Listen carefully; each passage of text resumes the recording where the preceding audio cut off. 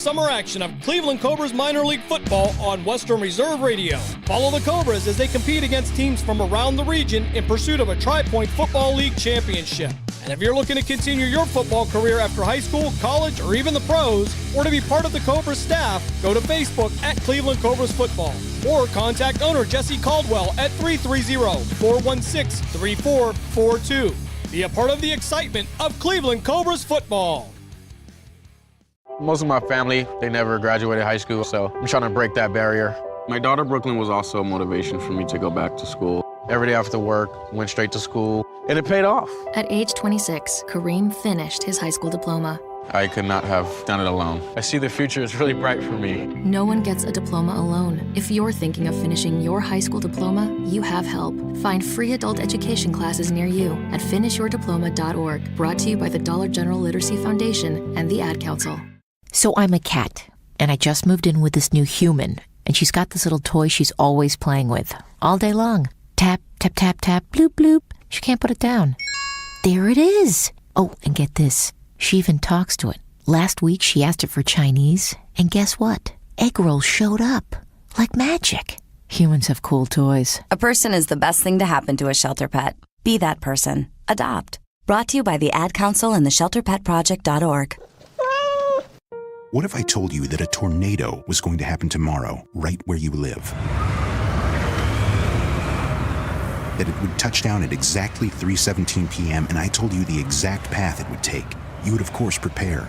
You would talk with your loved ones, and you'd make a plan today.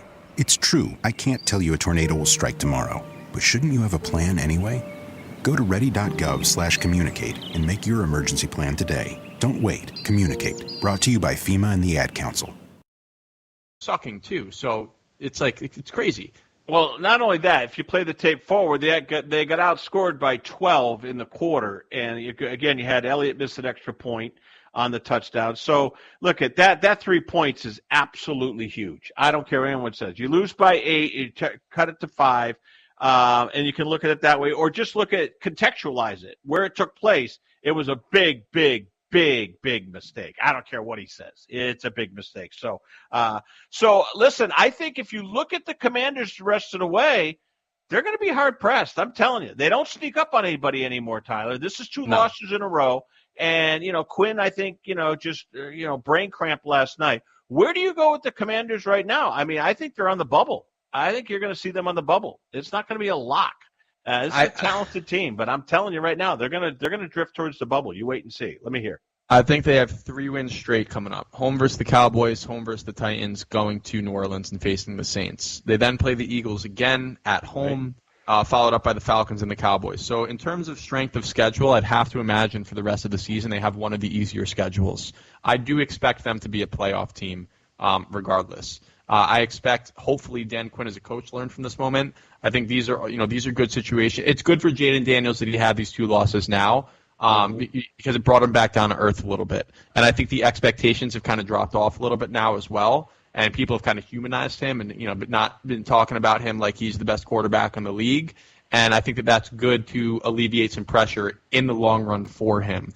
And to be honest, if they make the playoffs, no matter what happens, getting this team in specific to the playoffs as a rookie quarterback is an amazing feat. And they've had, regardless of what happens the rest of the way, an unbelievable season in my eyes. No. Listen, you know what I don't like? I don't like the soft schedule because it looks soft on paper. I'd rather them have a tougher schedule, to be perfectly frank with you. You want to be battle-tested. I'm not saying you want to play, the iron of the league, the 49ers and, these other top-tier teams and the Eagles every other week. But I don't like the soft schedule. I think it hurts them. You agree with that at all? I do. 100%. I mean, their schedule to begin with, if you just pull it up, they don't really play too many good. They didn't and won't play too many good teams this season. So that's something to look into going into next year. Mm-hmm. I'm looking here. They played the Bucs, who are somewhat decent. The Cardinals, who I think are a good team. The Bengals, who despite where they're at now, I do think have a good roster, and the Ravens. And other than that, obviously they're going to play the Eagles twice here no matter what. But other than that, Titans, Saints, Bears, Panthers, Browns. This isn't. I'm not surprised that they're 7-4. If they weren't 7-4, they would just be terrible. So, But, let's see. This is something to keep your eye on, not to look too far ahead going into next season. Regardless of how they finish, they had a pretty easy road to the playoffs here, and I would expect them to get there for that reason alone. I'm going to put them on the bubble, and here's why. The Lions are going to win that division, the NFC North, and the Vikings and Packers are going to be very much in the wild card hunt. The Commanders will be there. I mean, I'm not even saying the Commanders can't win the NFC East. They can. Will they? Probably not. But then you've got the Falcons, and, I don't think we're going to – I don't know about the Buccaneers. I don't like where they are. But you got the Cardinals, 49ers, and Rams out west, and even the Seahawks. So, hey, you know what we know about the NFL? It goes down to the last 2 weeks of the season, right? We're going to sit there. We're going to look at They the can last only 2 afford weeks. one loss if they want to make the playoffs, in my eyes. They can drop one of these remaining, 6 games here if they want to make the playoffs, in my opinion. That would put them at 12-7. No, 12-5. No, I'm going to give them 2. I think they can go 11-6 and still get in. 12 would cement it, though. I agree with you. 12 would cement it. To make it a mortal lock is kind of what I was going with. I would agree. I would agree with that. All right, let's look ahead to the weekend here. I look at the Bears. I mean, they're 4-5. They're just a weird team in that division, top to bottom. I do think it's the best division in the certainly the NFC, but I think in all of football. But look, the Packers. Listen, right now they're trailing both the Lions and Vikings, and they're going to go into Soldier Field as a prohibitive favorite. Are the Bears going to get off the mat here and jump up and bite them, or do you like Green Bay? Let me hear. This is a tricky one. And, I saw a clip that was just talking about Caleb Williams and that, the guy was saying if Caleb Williams isn't throwing an interception a game, that's a problem. And at first you hear that and you think that's crazy. But it's been a real issue with them. They're being too conservative with him. And I'm curious if getting rid of Waldron, the offensive coordinator, is going to kind of allow them to kind of just think to themselves like, look, we're 4-5 here. There's nothing to lose. Let's go out there and play loose, take some risks, throw some balls deep. And I think if they play that way, if they can kind of loosen up as a team, they stand a chance for sure. They're 4-1 at home, which is great. The only problem is the Packers are 3-1 away. But there's also something to be said here, and why I'm leaning with the Packers. The Packers have dominated the Bears forever now. And they're not going to want to lose this game because there's something about having that upper hand on someone that feels good. Like, these guys can't beat us. They know they can't beat us. They're going to be nervous to beat us. The fans are going to be nervous the whole game. And things aren't going particularly well for the Bears. So I am going to roll with the Packers here, but I wouldn't be surprised if the Bears put up a fight, but it all comes down to Eberflus and if he decides to actually coach football and not just stand there on the sidelines like a moron. I think it's a really, really tricky spot for Green Bay. I think one of these weeks the Bears are going to find a way to put it together. It wasn't last week. It wasn't the week before when they laid an egg against the Cardinals. Did not show. Interesting to see, no question about it. What I do, though, I think Kansas City's getting their first loss. Look at the Bills have scored almost 300 points. I mean, this offense, when they crank it up, look out. There's a lot of talk about, obviously, Kansas City. And whoever said it on this show, whether it was you or someone else, the Chargers are the real deal, dude. The L.A. Chargers are the real deal, and they've been banged up. They get healthy. Yep. Look out. They are very, very, very Brock live. Hines brought that up, and honestly, I hadn't really thought about it, and because there's so much talk about the Ravens, the Chiefs, and the Bills, the Chargers are sneaky. I mean, their defense, I was looking after that show, I went and actually really dug into the numbers on their defense. Their defense is legit. And Justin Herbert is a good quarterback. They have a good 1-2 punch with Edwards and Dobbins. McConkey has proven to be a very good receiver option. Quentin Johnson turned it around a little bit this year. The Bengals have to watch out this week. I'm going to tell you that right now. They do, because their defense is terrible, and their offense has shown that they can kind of get stumped and kicked in the teeth. Chargers have the best defense in the league. They've only allowed 118 points. You say what you want. A lot of people don't like him. I love Harbaugh. Harbaugh, you know what? He's quirky. He's weird. He buys $8 chinos. You know what I know? The guy's a winner. I'm wearing my Michigan shirt right now, baby. I know. I saw you right on the camera. And I'll tell you, the guy's a winner. And they're going to be a factor. They're going to be a huge force in that AFC West. And that's saying a lot because Kansas City obviously is going for the three-peat. So it's going to be interesting. All right, Gina Von Scroggins coming up in mere moments. I got to tell you about Rocket Mortgage, $10,000 down. Right to you. The minute that mortgage gets approved at Rocket Mortgage, at rocketmortgage.com, they're going to set you up with $10,000 to defray those closing costs. All right, this promotion's ongoing, and Rocket Mortgage. So check it out, rocketmortgage.com. Proud sponsors here of Sports Weekend here on Sports Byline. All right, when we come back, Giovanna Scroggins, she's making her way to AT&T, but she's got the plum assignment of the weekend. She really does. She's got Boston College SMU, and you can tell me all you want about the ACC, and it's watered down, and you got weird teams, Stanford, and you got Cal, and you got some real quirky stuff. Hey, look, that's the college football landscape. What you have right now in Dallas-Fort Worth is a great matchup. SMU BC should be there tomorrow night. Coming back on Sports Overnight.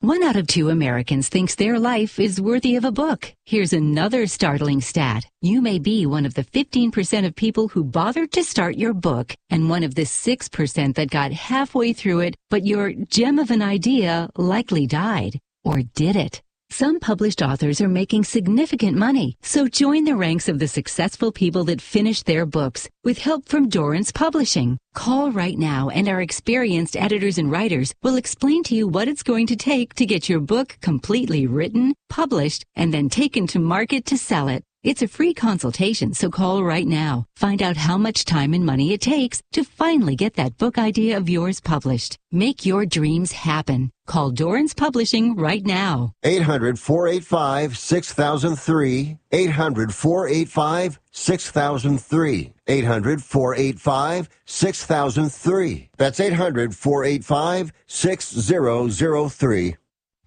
Are you truly committed to feeling better? I mean, absolutely feeling your best? What's the key? Eat well, sleep well, lots of hydration through water, and also your daily innovative wellness athletic supplement packs. These packets are created to supplement your daily lifestyle, allowing your body to have the nutrients it needs to run efficiently. These packets include multi-omega fish oil, D3K2 5000, probiotic, and magnesium.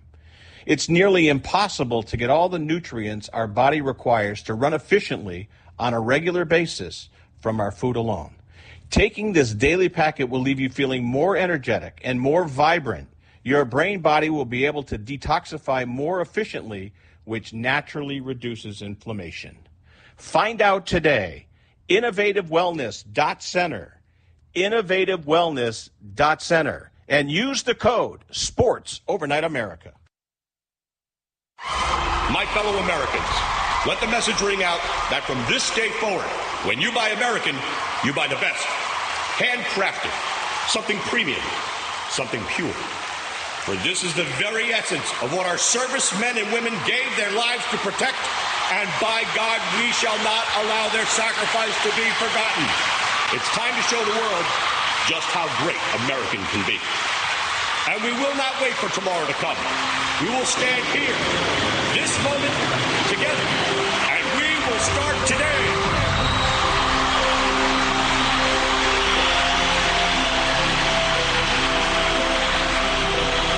Don't ever forget how great it is to be American. America we need right now.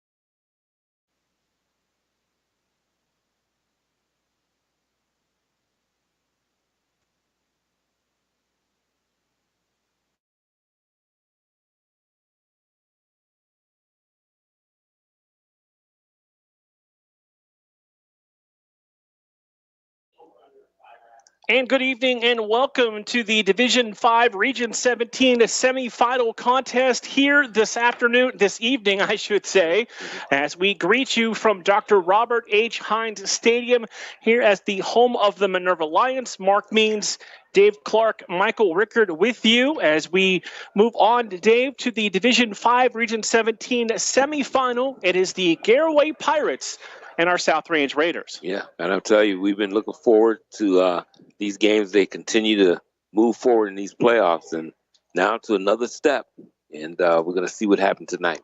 Yeah, this is an interesting matchup when you look at these two teams. The Garaway Pirates, they are the champions of the Inner Valley South Conference under head coach Jason Wallach, and they come off a 38-20 win over Garfield last week. And Dave, we were following that while we had the South Range Girard game. It wasn't really that close. No, that score does not indicate what we know would happen. It was really a game that they just took over and was in control of that entire game. So again, you look at the matchup. Garaway is 10-2. South Range is 12-0, and these teams, it's been a few years, but they've actually met in the postseason in this exact round, Dave. Back in 2021, South Range beat the Garaway Pirates 15-12. And talking to the coaches, there's some similarities still with these two programs 3 years later. Yeah, and I'm sure they're going to run some of the things that they have seen. So just like we talked about last week about teams being able to see one another and have a little bit of idea, they still may have those same coaching philosophies will be going forward tonight. So as you again look inside the numbers of these two teams here tonight, the Pirates again 10-2, champions of the Inner Valley South Conference, and they could put up some points. They're averaging about 36 points per game offensively. They are giving up about 12.5 points per game defensively. And we're going to learn, you look at their schedule, and I don't know if it is this strength of schedule that South Range has faced this year. Yeah, there's a definite disadvantage there when I think of what the opponents they have met. South Range was a little bit tougher schedule. But, it doesn't matter. When you get to this part of the playoffs, I think you throw all that out the window. Because once you start winning, that confidence you build up within your team, I think that has a lot to do with teams moving forward. All right, let us take our first break here on the pregame show tonight from Minerva High School. When we come back, we will dive into the Malutic Live Coaches Corner.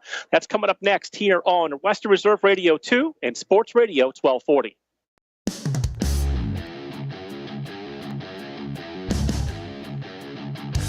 Catch all of the spring and summer action of Cleveland Cobras minor league football on the iMedia One Network. Follow the Cobras as they compete against teams from around the region and beyond in pursuit of a premier amateur football league championship. And if you're looking to continue your playing or coaching career after high school, college, or even the pros, go to Facebook at Cleveland Cobras Football or call owner Jesse Caldwell at 330-416-3442. Be a part of the excitement of Cleveland Cobras football. Discount Power Sports at 778 North Main Street in Hubbard is hosting a raffle for a 125cc Ventura ATV. Tickets are $30 each and 100 tickets are available. For each raffle, when those 100 are gone, a winner will be drawn and a new raffle will begin. Tickets can be purchased at any Hubbard home game or at 778 North Main Street or by calling 330-717-4441. $1,500 from each raffle will go toward a scholarship for the Hubbard Youth Coalition. Lena's Pierogi House is your home for the area's best variety of pierogies. Daily specials include the Polish platter, the Hungarian platter, stuffed cabbage, and halushki. Having a last-minute get-together? Lena's has you covered with a wide variety of frozen take-home pierogies and dumplings. Go to Facebook at Lena's Pierogi House to see the weekly lineup of available flavors for dine-in or carry-out. Catch the best at Lena's Monday from 10 a.m. to 4 p.m. and Tuesday through Friday from 10 a.m. to 8 p.m. 20 North Main Street in Hubbard or call 234-254-8532.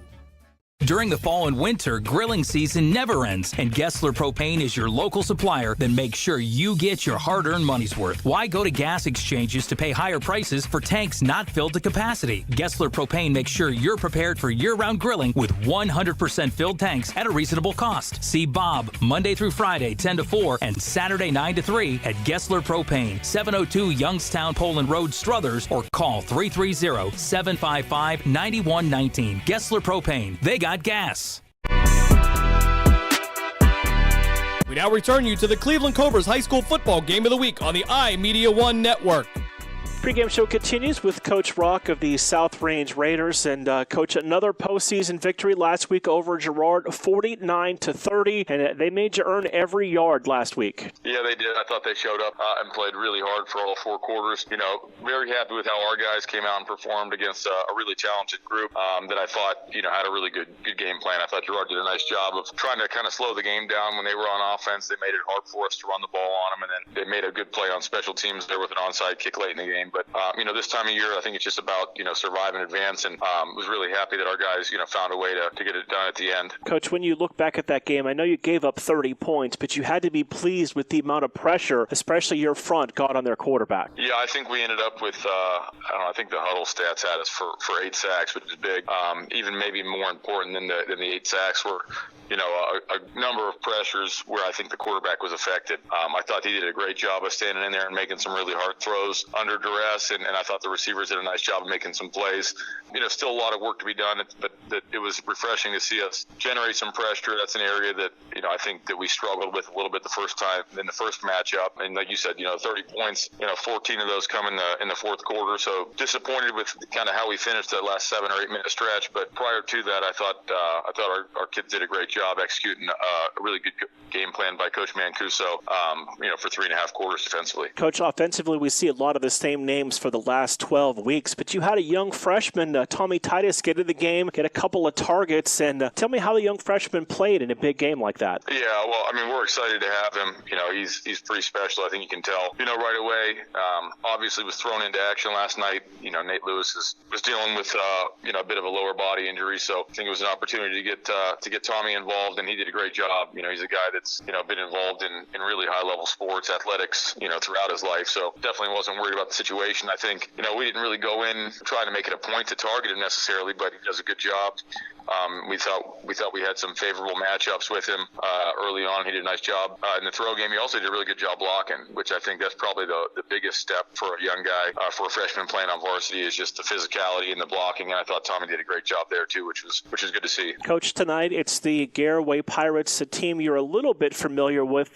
Tell us about their approach and how you plan to attack them tonight. With them, you know, they're a great program. I think they've been in the Sweet 16 now. It feels like, I don't know, 15 times over the past 20 years or something. They're just one of those names and one of those programs that's always in the hunt.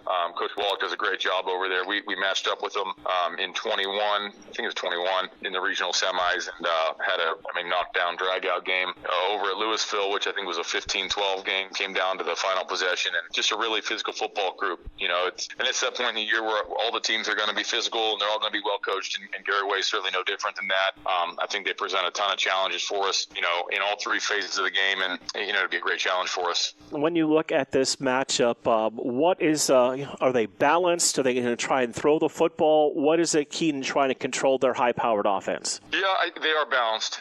You know, they're a spread offense, a lot of empty, you know, a lot of 10 personnel, some lighter formations, but I think it's easy to I guess, conflate, you know, being a little bit lighter in terms of your personnel grouping with being just a pass-happy attack, and that's not what they are. They do a great job of, I think, remaining balanced. They have a great downhill run game. They're physical up front. Yeah, they throw the ball very well, and you know, I think that, you know, as the game wears on in all these films, you start to realize that even though they're a spread team, they do a really good job of I don't want to say playing keep away, but of controlling the tempo of the game and sustaining long drives. They're excellent on third down, and then, like you said, they're really explosive. Great back, great collection of skill, and then an offensive line that you can tell is really well coached up and physical to boot. Coach, you mentioned playing them back in 2021, beating them 15-12. Is there anything you can take from that matchup to help you prepare for tonight's game? I think both teams are going to benefit from it. You know, it's crazy to look at. You know, you turn the film on and you see the same same names playing for them. You see the Millers and the Yoders and the Wallachs, and just a lot of the same guys, the same numbers. And then you look at us, and it's kind of the same thing. We've got a number 20 that's a Kraus now. We've got a 28 that's Starkey, and a 34 that's Dominguez. So just a lot of community names on both sides that are familiar with people. But in both teams, it looks like we've kind of been stuck in a time capsule. We haven't really changed a whole lot offensively or defensively since then. Neither have they. I think it's a credit and a testament to both programs where I think we kind of do what we do and they do what they do. And so I think the 21 film has been helpful just in terms of you can kind of start seeing stylistically how the two programs match up. But obviously new players now, and different physical matchups, but it should be exciting and a great challenge for us. Finally, a key to get a victory and move on to the regional finals? I think for us, especially this week, we're going to have to keep the ball in front of us on defense, limit the explosives, and then try to be explosive offensively. This time of year in Northeast Ohio, it's all about, I think, protecting the football and being able to run it and being able to defend the other team's run game. They're obviously a great rushing attack, and I like to think that we are too. And so I think this matchup kind of pits, strength against strength, and we're going to have to win.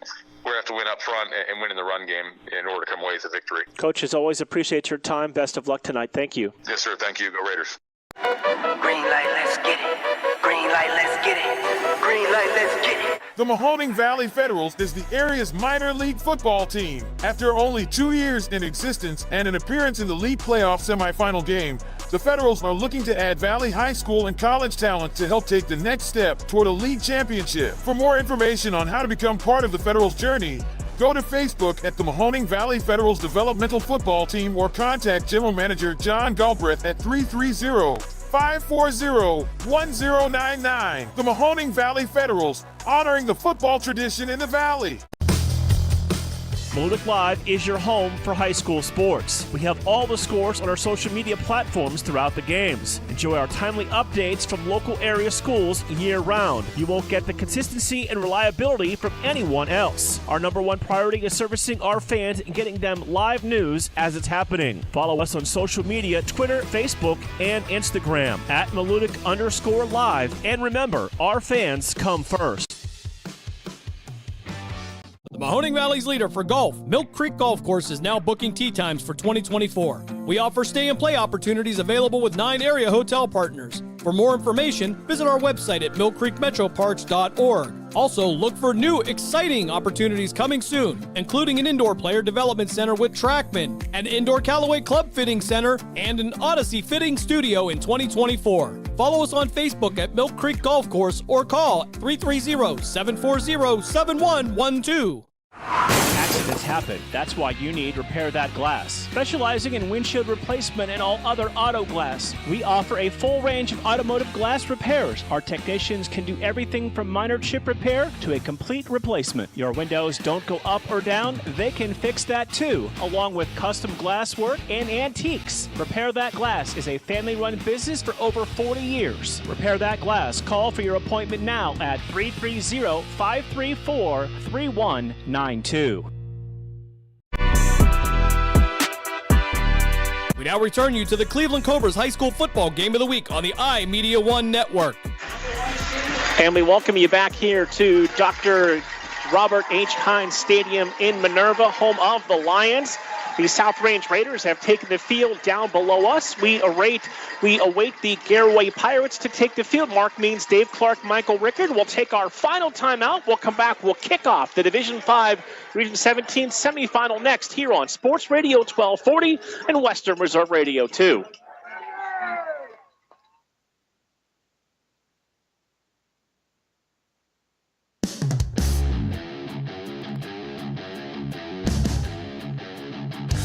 Catch all of the spring and summer action of Cleveland Cobras minor league football on the iMedia One Network. Follow the Cobras as they compete against teams from around the region and beyond in pursuit of a premier amateur football league championship. And if you're looking to continue your playing or coaching career after high school, college, or even the pros, go to Facebook at Cleveland Cobras Football or call owner Jesse Caldwell at 330-416-3442. Be a part of the excitement of Cleveland Cobras football. Discount Power Sports at 778 North Main Street in Hubbard is hosting a raffle for a 125cc Pintura ATV. Tickets are $30 each, and 100 tickets are available. For each raffle, when those 100 are gone, a winner will be drawn and a new raffle will begin. Tickets can be purchased at any Hubbard home game or at 778 North Main Street or by calling 330-717-4441. $1,500 from each raffle will go toward a scholarship for the Hubbard Youth Coalition. Lena's Pierogi House is your home for the area's best variety of pierogies. Daily specials include the Polish platter, the Hungarian platter, stuffed cabbage, and halushki. Having a last-minute get-together? Lena's has you covered with a wide variety of frozen take-home pierogies and dumplings. Go to Facebook at Lena's Pierogi House to see the weekly lineup of available flavors for dine-in or carry-out. Catch the best at Lena's Monday from 10 a.m. to 4 p.m. and Tuesday through Friday from 10 a.m. to 8 p.m. 20 North Main Street in Hubbard or call 234-254-8532.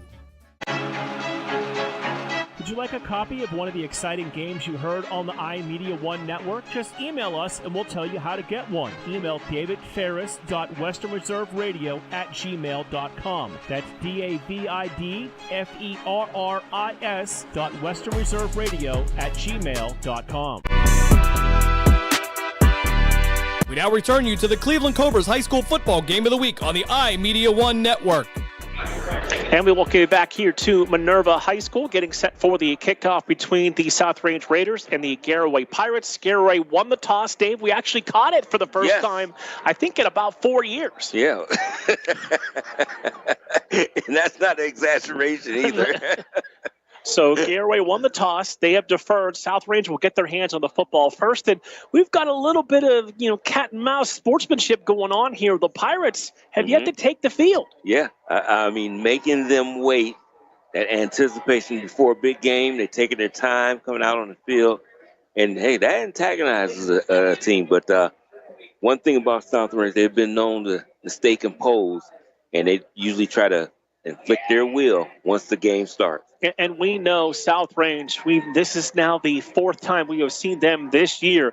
They are a quick starting team. They like to get the ball, and they like to go and set the tone early. Yeah, and it was something with us finally, like you said, seeing the coin toss, and Garaway decided to decline and give the kickoff to South Range Raiders. So it really surprised me that happened.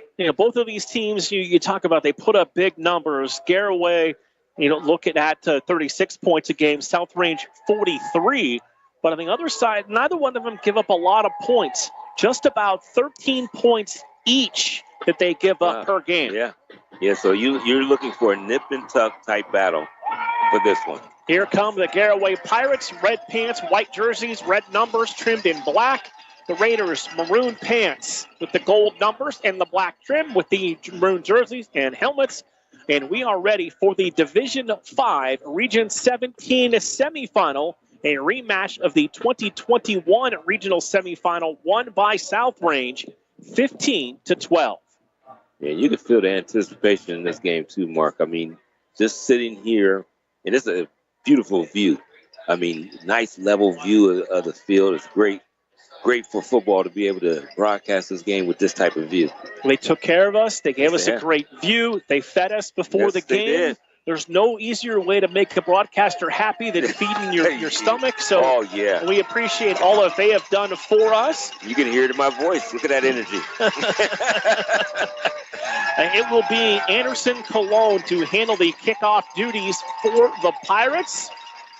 Jason Willick, their veteran head coach, provided us with a lot of information prior to the start of the game, so we always appreciate it when the coaching staffs are cooperative with the media so we can get ready for the game. Yeah, I mean, everything has been just great as we got here and got us placed, and it's perfect. We're ready for some football now, Mark. It is the Division 5 Region 17 regional semifinal here on Sports Radio 1240, Western Reserve Radio 2, and part of the OHSAA radio network. We are ready to get tonight's game underway. 3 returners back deep for the Raiders. This is going to be fielded at the 5. Going to come across the 10, 15, 20, 25, 30, and out near the 32-yard line. And that is where the Raiders are going to begin. First down and 10 off the returned by Dylan Smesko of the Raiders. Yeah, that's how you take a kickoff. No jiving around, as they say. I mean, he took off and looked to go straight ahead. And nice return there, good field position. Tristan Toy, the senior quarterback, 1,330 yards, 15 touchdown passes, 889 yards rushing, and 19 touchdowns. They'll drop the throw on first down. Pass complete to Gavin Nagy. And Nagy turns the pass upfield and works his way down to about the 39-yard line. Good start offensively for the Raiders. Yeah, nice little simple pass. Get your quarterback adjusted. Get the nerves out by getting a nice, easy pass out in the flat there and picked up a nice gain of about 8 yards. Second down and 2 from the 39-yard line. Raiders left to right to begin this opening quarter. In this regional semifinal, the winner of this game matches up with Akron Manchester and Poland next Friday. That's Combs who goes in motion from left to right, settles on a wing to the right side. Toy going to drop back to pass, fires downfield, leaping catch made by Gavin Nagy. He turns it upfield, and that'll be a Raider first down into Pirate territory as they cross midfield. Yeah, great pass. You know, as that ball was coming towards our way, I thought it was out of reach of him getting it. Yeah, I mean, he grabbed it all hands and snagged it in. Great catch on the play by Nagy. First and 10 for the Raiders. They sit at the Pirate 47-yard line. Two receivers going to go to the left side. They're going to give the ball to Dominguez. Dominguez across the 45 and hammers his way down near the 40-yard line. Another good gain on a first down for the Raiders. Yeah, they got a little bit of pep in their step right now, Mark. The offense is moving good, and they got things going their way so far.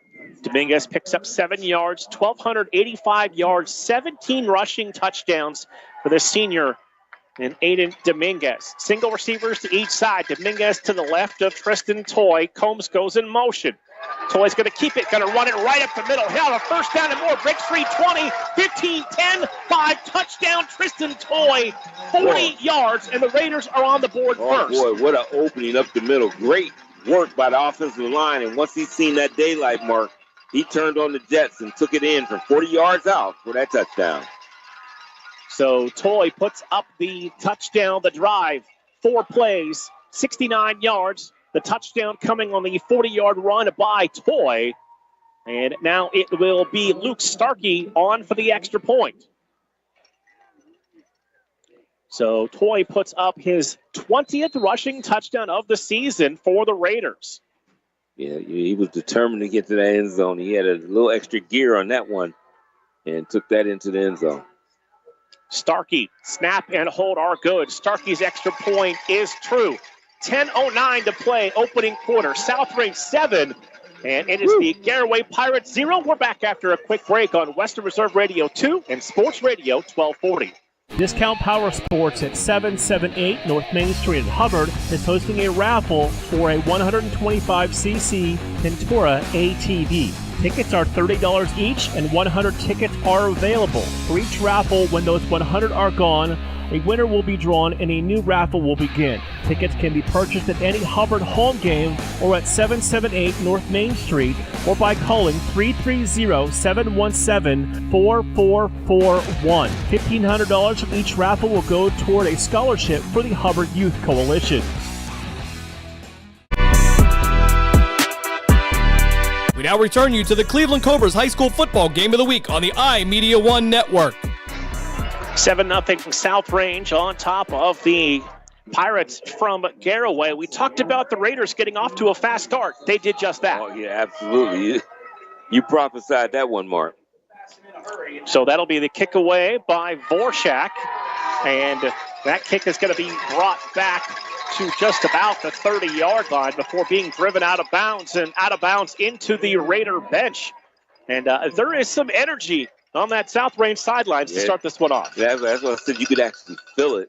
And the way this stadium is designed and where we're at, we're actually just, you're up in the booth, but it's almost like on the field, Mark. You could feel the energy all the way up here. Brady Geibel is the starting quarterback for the Pirates. 6'4", 195, 1,600 yards passing, 17 touchdowns, 7 interceptions.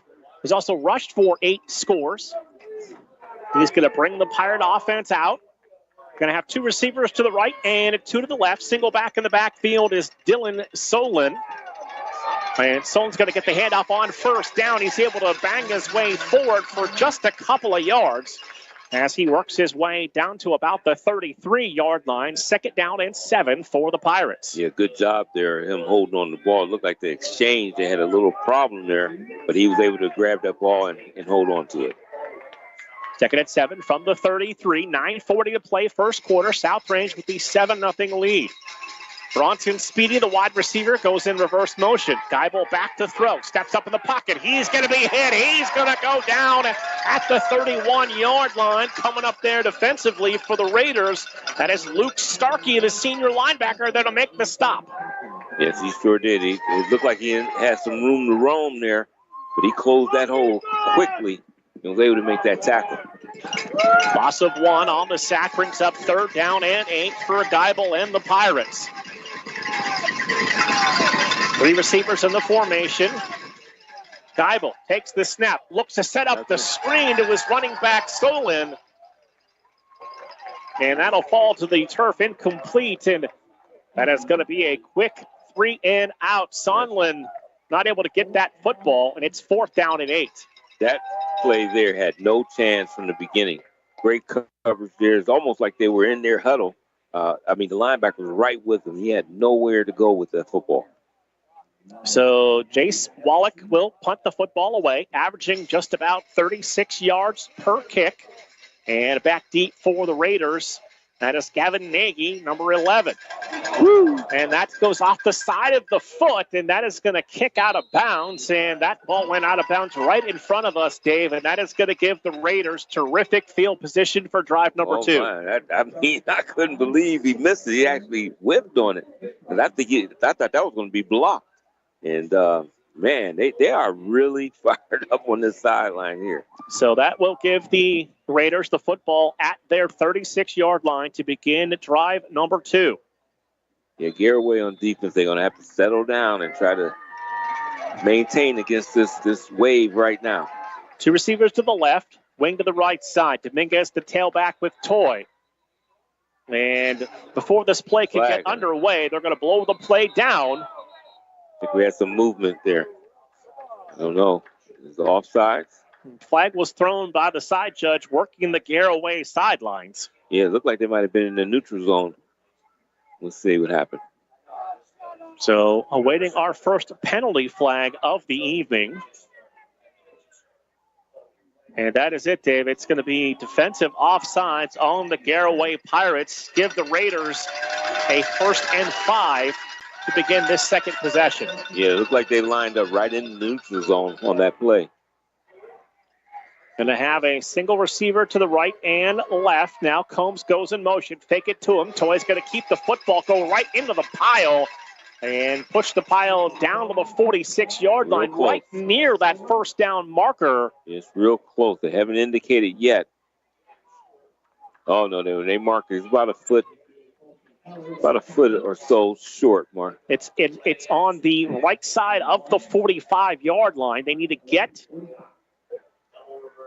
to the 46-yard line for a 1st down. Yeah, they're right there. So 2nd down, less than 1 from the 45. 8:13 to play. Clock rolling here in the opening quarter. This is where you can take a shot. They're going to give it to Combs, trying to cut it back upfield. Combs will have the 1st down and more. It might have been Nagy in there. I'm not sure. Check it. That was Nagy. Gavin Nagy, the senior, gets the carry. And he'll have the 1st down for the Raiders. Yeah, man, I tell you, they got some minutes. They're going quick. They're coming out of that huddle and are coming quick with their calls. So that is going to be Nagy and the Titus now out to the left side. Dominguez, the tailback with Toy. They're going to run the football, and that spins ahead with Dominguez down near the 45-yard line. Another good gain on 1st down. Yeah, it looks like he picked up about 7 yards. The blocking has been great. They pulling out. Your guards is coming out, and they're eliminating the linebackers. And before he's touched, he's like 4 or 5 yards downfield. So 2nd down and 2 from the 44-yard line. Receivers, 2 of them going to go to the left side. Dominguez is to the left of Tristan Toy. Toy back to throw, goes downfield. Gavin Nagy makes the catch, has the first down, gets to the outside. And Gavin Nagy really involved in the offense here in this opening half. Yeah, what a stiff arm there. They try to bring him down. He got an extra 4 yards after he got rid of that tackler. That's another first down. And right now that machine is working on all cylinders right now. And I mean, it's hard to even slow them down. So first down to the 33-yard line. 2 receivers going to go to the right side. Man goes in motion, settles right side. And Toy is going to keep the football. Turn the corner, 30, 25, and out of bounds near the 20-yard line.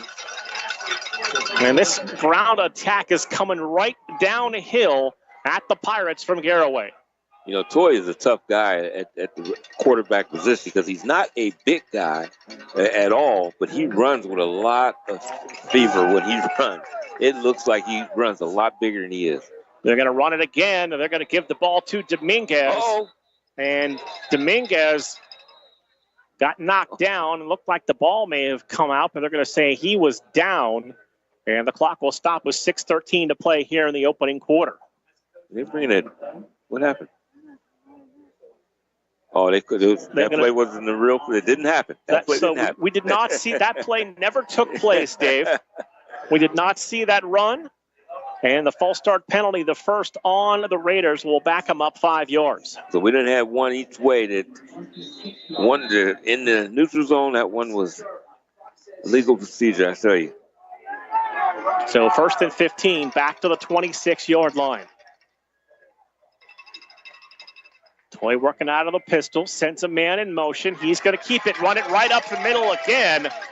And Toy's going to drive down near the 20-yard line, maybe even the 19. Give him about 7 on that carry. And the boys up front are really clearing some space so far. They do, and the thing that's really helped, you know, they clear space, but it's big for the running backs. When they see that opening, hit that hole, and that's what happened. And they are exploding through the hole and picking up nice gains. 2 receivers go to the left. Dominguez to the left of Toy. They give it to Dominguez, running to the short side, cuts back 15 and down near the 10-yard line. They're going to put him down at the 10-yard line. And they are just running the football at will right now. Right. I mean, they are just doing it. The occasional pass here and there, but it's a complete running game. It's a dominance of that offensive line, which is not real large, but they execute great.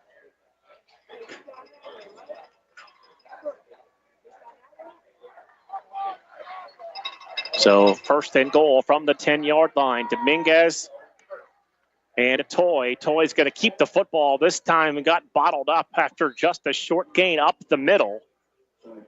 And it's going to bring up second and goal now for the Raiders.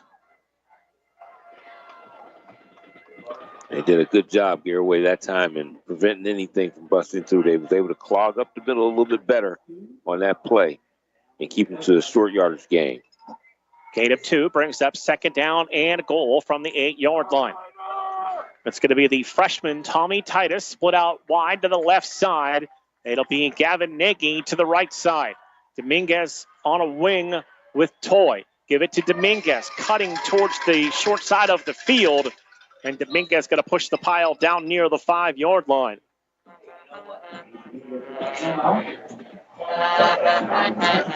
It's big for Garaway to try to keep them out of the end zone and maybe have to force them to try a field goal. You don't want them to be able to get into the end zone once again.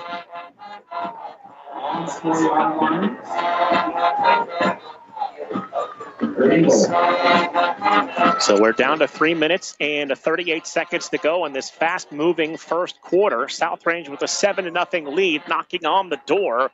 It's third and goal from the Pirates' 4-yard line. And now we've got a whistle. Yeah, the clock was getting down there. Play clock running down. South Range going to take a timeout. We will keep it right here. And it has been an impressive performance here to begin this first quarter on the ground and through the air, getting Gavin Nagy really involved here early. Yeah, he's really, I'm sure as they say, get lathered up. He's definitely done did that because they're involved in this offense with inside runs on reverses, the passes in the flat, and he's definitely involved in this football game. And then you throw in the running game. I'm impressed with that offensive line. Yeah, a lot has to be said for those big guys up front that have run the football here for the Raiders. I mean, you look at those guys that have kind of led the way for South Range this year, Dave, and they have really been an impressive crew. You know, Adam Albaugh leading that way, Luke Starkey at guard, Andrew Bryan at the center spot, Heath Krause blocking from the tight end spot. Those guys have led the way. They're senior-laden guys, too. 3rd and goal from the 4.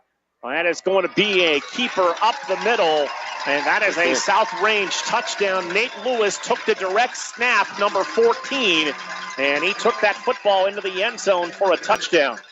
And that's what's so diverse about South Range. Here's a guy that they'll bring in, and he comes in for a play, and they score. The drive, 10 plays, 59 yards, a little more than right around 4 minutes off the clock, and the Nate Lewis 4-yard touchdown run. So that will bring on Luke Starkey to attempt the extra point. Snap a little high, they get it down. Starkey's extra point is on the way, and it is good. So, Dave Clark, 2 possessions, 2 touchdowns for the South Range Raiders today. Yeah, well, you can't ask for anything better than that. The execution has been great, and the thing about it, you know the execution is great. They have no negative plays in yardage. Everything has been going forward, and the only negative they had is the penalty. And other than that, they have been moving forward this entire time. The energy level, the quickness, the in and out of the huddle. They're really not even a full huddle. They are ready to go, and that's keeping Garaway on their heels.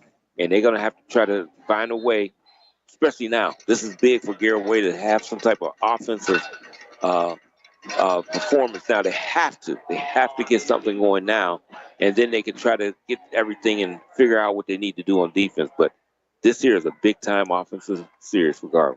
This kickoff brought to you by Repair That Glass. Reminding you accidents happen. That's why you need Repair That Glass. Offering a full range of automotive glass repairs. For an appointment, call 330-534-3192. And as you like to say, the machine is rolling. Oh, it's rolling. All cylinders are going good. Oiled and everything to go. That kick is by Jason Vorshak, fielded at the 15, across the 20. Hesitates there and swarmed under just across the 20-yard line. He who hesitates is lost, and the returner was lost right there. Yeah, absolutely. I mean, right now, Garaway has to find a way, like I said, because right now, all areas of this game, South Range dominate. Special teams, everything is working perfectly for them. So, you got to try to get through this wave right now. Discount Power Sports scoreboard. We just heard from Jim Craven. That game, Western Reserve City View Sportscast and AM 600 WRQX.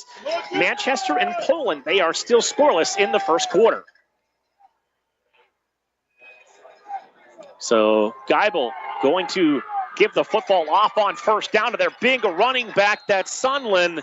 And Sunland has a nice gain for the Pirates. That'll be their initial first down of the night. Yeah, that was a nice run there. Quick, got to the outside for the pursuit to get there and picked up a nice gain on the play.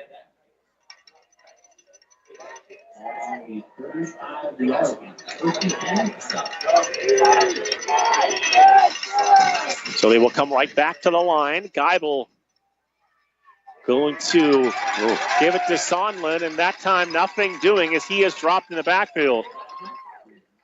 Yeah, good defense on that play as they're trying to see if they can get to the outside, but was unable. Right now, they're just pushing all the right buttons right now in South Range. So Sondland dropped for a loss of 2. The 5'8", 155-pound senior tailback. It's now 2nd and 12 from the 33-yard line. Geibel takes the snap, looks downfield, fires downfield, and that pass is incomplete. Looking at the original line of scrimmage, looking for Bronson Speedy, and that pass falls to the turf, incomplete. Yeah, I mean, they actually, he's seeing pressure is not really there yet. You can see he wasn't on balance when he threw the ball.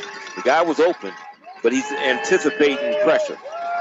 Crowd from South Range coming alive. It's 3rd down and 12 from the 33-yard line. Geibel looking to the sidelines. Play clock down to 13 seconds. 5 receivers in the formation. He will drop back to throw. Geibel going to go downfield. Pass caught, and the receiver dropped in his tracks as soon as he caught that pass. That's a loss of close to 5 more yards, Dave, and the Pirates can get nothing going offensively. I mean, nothing. I mean, I'm telling you, they are locked in. The Raiders are locked in on defense and offense, just completely locked in. I mean, they knew they were just there. It was nothing open anywhere. They're doing an excellent job so far. It's 4th and 15, back to the 30. Jace Wallach to punt. That's Gavin Nagy back to return this punt. High snap. Wallach pulls it down, gets away. A line drive kick. Nagy calls for the fair catch. It'll go over his head and roll back to the 31-yard line and give the punter a whole lot of credit there. Jace Wallach, he's 6 foot, but he jumped up and made sure that football stayed in his arms. Yes, he did. I mean, boy, that's 2 high snaps in a row, and they're getting close to him, but he's getting that ball out of there. If you are tuning in for Cleveland Cavaliers basketball tonight, that game can be heard on our sister station, WWIZ Z104. That's 103.9 FM. Cavs and Bulls tonight from Rocket Mortgage Fieldhouse. And that game to get underway in just about 8 minutes. Toy working out of the pistol. Sends the man in motion. Flag will fly as they kind of gave that football to Heath Krause. And I think you're going to get a procedure penalty here. Too many men in motion, David. Yeah, absolutely. And it seemed like that was off track from the beginning.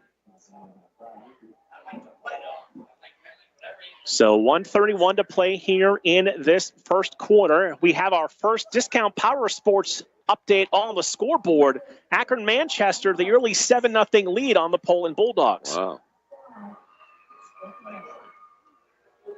So that is the second penalty on the Raiders. That will back them up.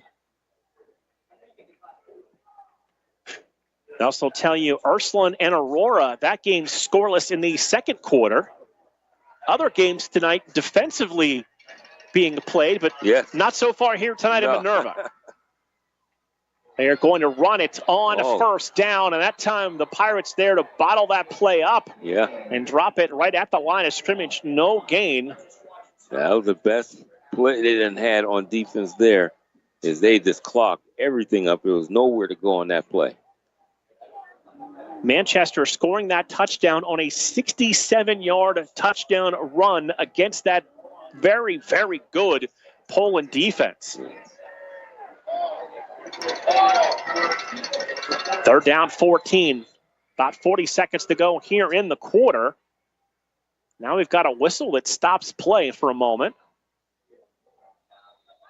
I think they just wanted to reposition the football, and now we're ready to get back to play. 3rd and 14 from the 29. Now they're going to reset the play clock. So the play clock resets to 25 seconds. It's rolling. It's 3rd down and 14 for the Raiders. Toy takes the snap. He'll drop the throw. Steps up in the pocket, looking to run with the football. And Toy going to slide. They say the knee went down at the 34-yard line. He'll pick up 5 yards. It's going to bring up 4th down, and we will see. I don't believe there's going to be another. There will not be another play here in the first quarter. After 1, it is South Range 14 and the Garaway Pirates nothing. You're listening to Western Reserve Radio 2 and Sports Radio 1240. Discount Power Sports at 778 North Main Street in Hubbard is hosting a raffle for a 125cc Ventura ATV. Tickets are $30 each, and 100 tickets are available. For each raffle, when those 100 are gone, a winner will be drawn and a new raffle will begin. Tickets can be purchased at any Hubbard home game or at 778 North Main Street or by calling 330-717-4441. $1,500 from each raffle will go toward a scholarship for the Hubbard Youth Coalition. During the fall and winter, grilling season never ends, and Gessler Propane is your local supplier that makes sure you get your hard-earned money's worth. Why go to gas exchanges to pay higher prices for tanks not filled to capacity? Gessler Propane makes sure you're prepared for year-round grilling with 100% filled tanks at a reasonable cost. See Bob Monday through Friday, 10 to 4, and Saturday, 9 to 3 at Gessler Propane, 702 Youngstown Poland Road, Struthers, or call 330-755-9119. Gessler Propane. They got gas. We now return you to the Cleveland Cobras High School Football Game of the Week on the iMedia One Network. Voracek's punt is away, and it is going to be caught by Bronson Speedy. And Speedy going to move down the sidelines. He'll bring this out all the way to the 48-yard line of the Pirates. And Dave Clark, that'll be the best field position to start a drive for Garaway. Yeah, and they may try to build off of this. They did an excellent job their last defensive series. And sometimes you look for the offense to get something. Sometimes the defense can bring that for you. So 1st and 10 for Geibel and the Pirates. Geibel takes the snap. He'll give the ball to Sonlin. And Sonlin going to get across midfield. Actually say that his forward momentum was stopped at midfield, so give him 2. David, 2nd down and 8. Yeah, this is their best field position, and now they can get into the Raiders' territory with the next play here, and that's going to be viable for them to start moving that way. 11 minutes, 22 seconds, first half. South Range 14 to Garaway 0. 2nd and 8 for the Pirates. 2 receivers to the left, wing and a receiver to the right side.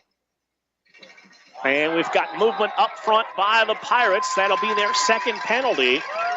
And that will make this 2nd down and 13 for the Garaway Pirates. And that's one thing you don't want is when you're trying to get everything going, you got to get on the roll. You want to.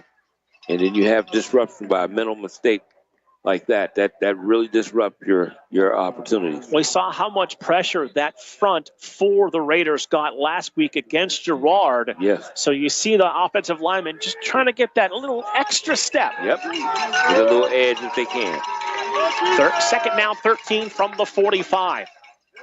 Geibel takes the snap. Inside handoff, Sonlin cuts it back. Big hole up the middle. He's got a chance to take this one to the house. 20, 15, 10, 5. That is a touchdown for the Garaway Pirates. 55 yards on the run by Dylan Sonlin.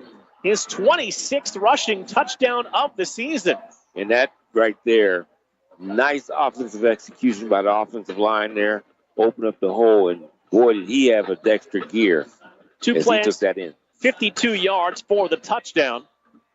Man, he has an extra gear. So Sonlin, that's his 26th touchdown of the season.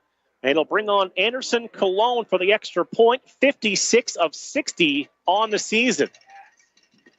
Snap is a little off. They get it down. The extra point is on its way. And good. 10:43 to play first half. Garaway responds. It is South Range 14, Garaway 7. You're listening to Western Reserve Radio 2 and Sports Radio 1240.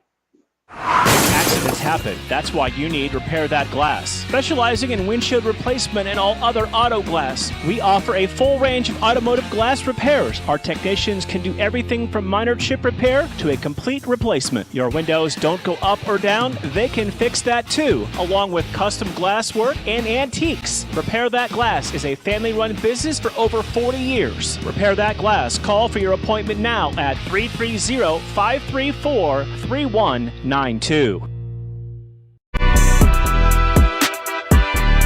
We now return you to the Cleveland Cobras High School Football Game of the Week on the iMedia One Network. Well, Dave Clark, you said it would be a big drive for Garaway, and it was. Dylan Sonlin's 55-yard touchdown run, his 26th of the year, and he showed breakaway speed. Yes, he did. He had another gear because once he got out in the open field, there was no catching for sure. So it'll be Cologne to kick the football away for the Pirates. And Sondland, not the biggest back you're going to see, 5'8", 155, and a senior, but he had an extra gear. Yes, sir. That kick's fielded at the 5, comes outside across the 10 to the 15 to the 20. Still on his feet, flag on the play. He's across the 35, 40, 45 midfield and into Pirate territory and out of bounds, but we've got a flag all the way back at the 20-yard line.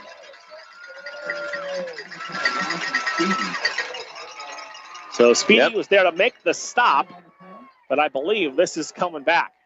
Yeah, I believe so too. Because we talked about speed, we see it coming this way. They're going to get holding on the Raiders during the return, so that wipes off the huge special teams return.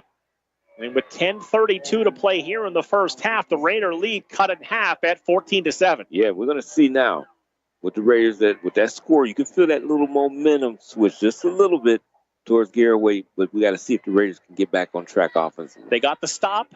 The Pirates did. They got the score. So that you just feel it a little bit. That little energy out the cells, as they say. You can feel it over here. So that's going to bring the football all the way back to about the 9-yard line. Raiders right to left here in this second quarter. Toy and Dominguez in the backfield. Toy takes the snap, drops the throw, fires the pass out. That's Gavin Nagy who makes the catch. And Nick able to stay on his feet and then driven out of bounds near the 20-yard line. And Gavin Nagy, 23 catches on the year coming in, has really been involved in this first half. Yeah, and I tell you, where he caught the ball and where it looked like he's going to get tackled, it didn't look like he would definitely make the first down. But he's a determined guy, and he'll get whatever he can. He's real scrappy. He'll pick up 12 yards. It's 1st and 10 to the 21-yard line. Dominguez and Toy in the backfield. 2 receivers to the right. Combs in motion. Toy takes the snap. Inside handoff to Dominguez.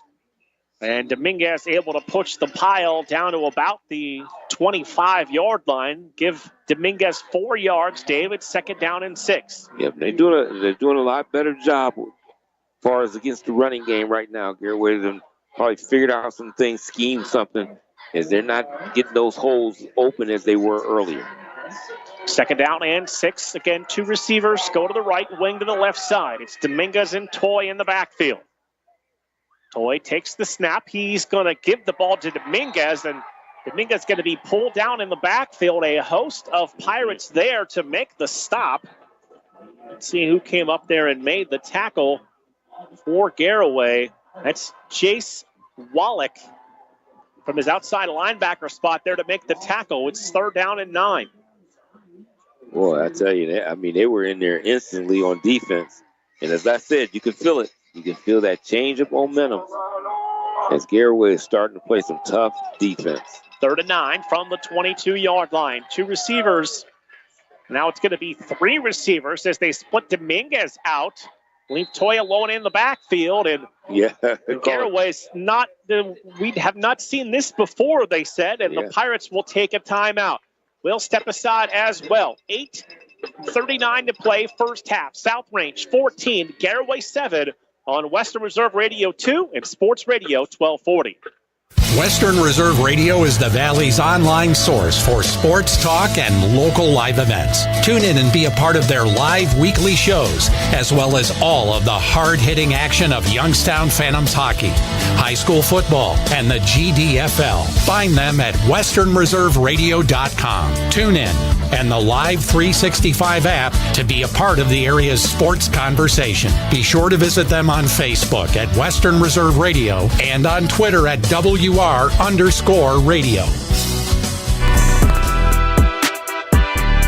We now return you to the Cleveland Cobras High School Football Game of the Week on the iMedia One Network. Timeout used by the Garaway Pirates. It's 3rd down and 9 for the Raiders. Coach Rock going to send 2 receivers to the right. Going to line up a wing to the left side. Send Combs in motion.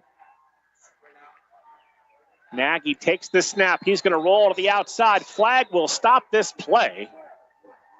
And Going to get a false start penalty on the Raiders. Little sloppy here in the first half. Yeah. That's already 4 penalties on the Raiders. Yeah, a lot of mental breakdowns now, and it's making me think they're getting out of sync now.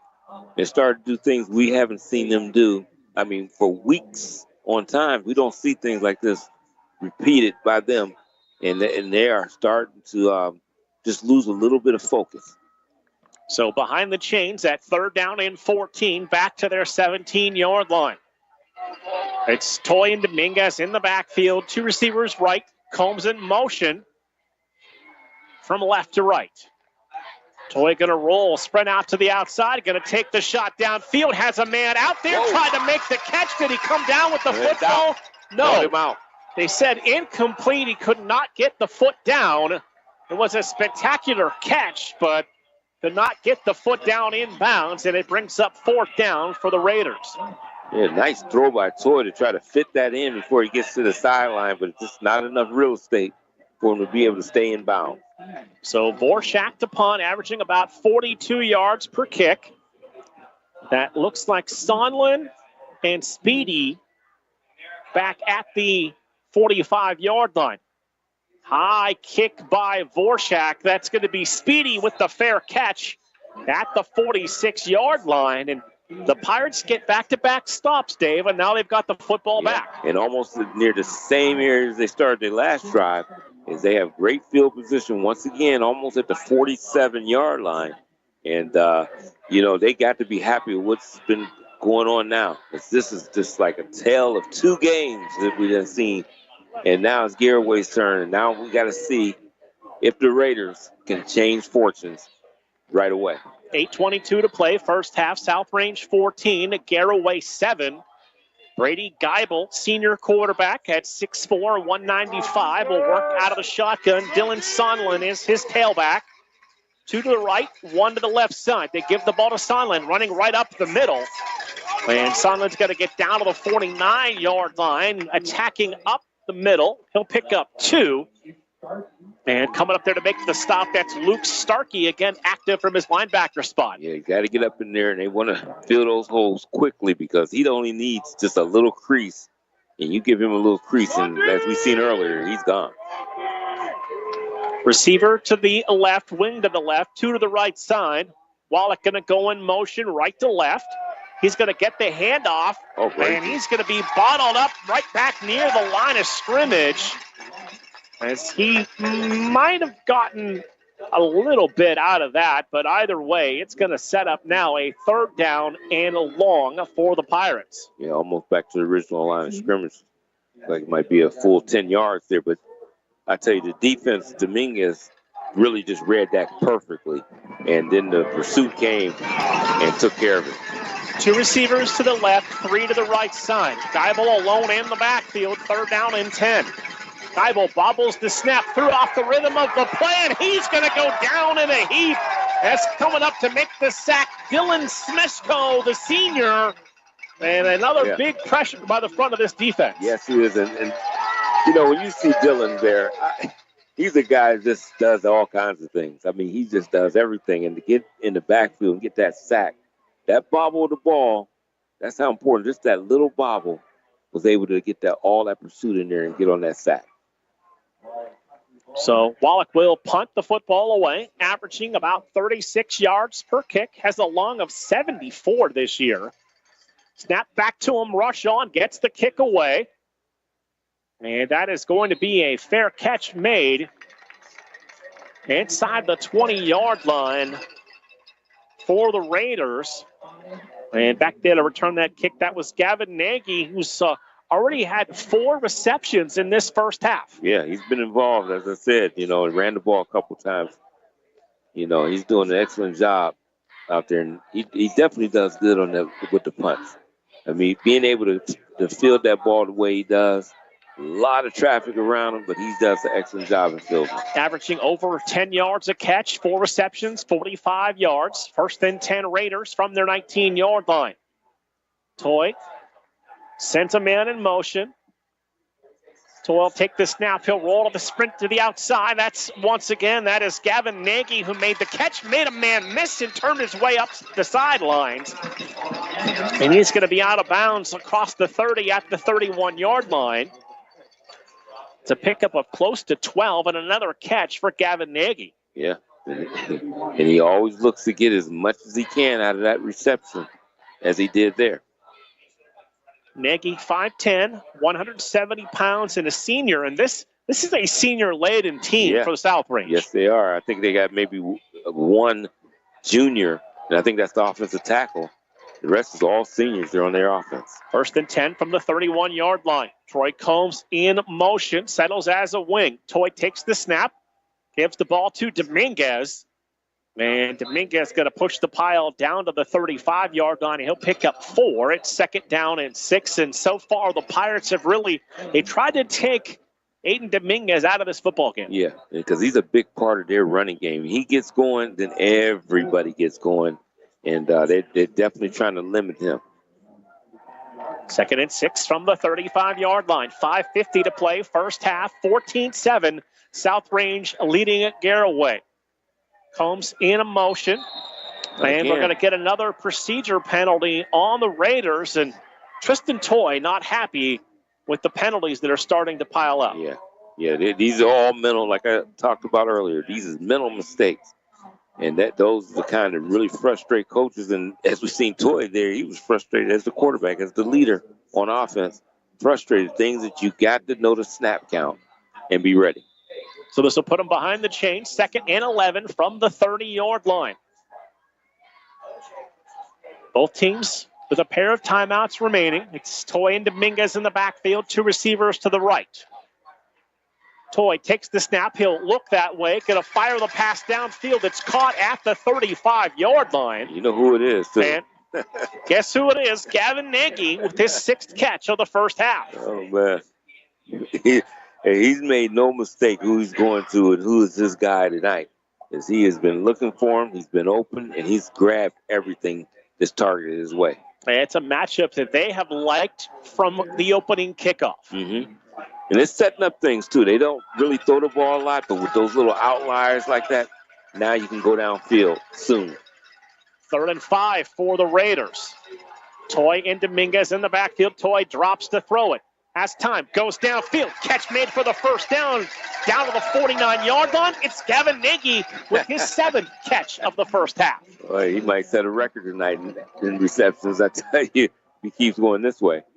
7 catches, 76 yards. Dave Nagy had 23 catches on the season. Yeah. He's got 7 in the first half. 1/3 of the way there almost right now. To the 49-yard line. Give it to Dominguez, trying to turn the corner. And Dominguez will get into Pirate territory.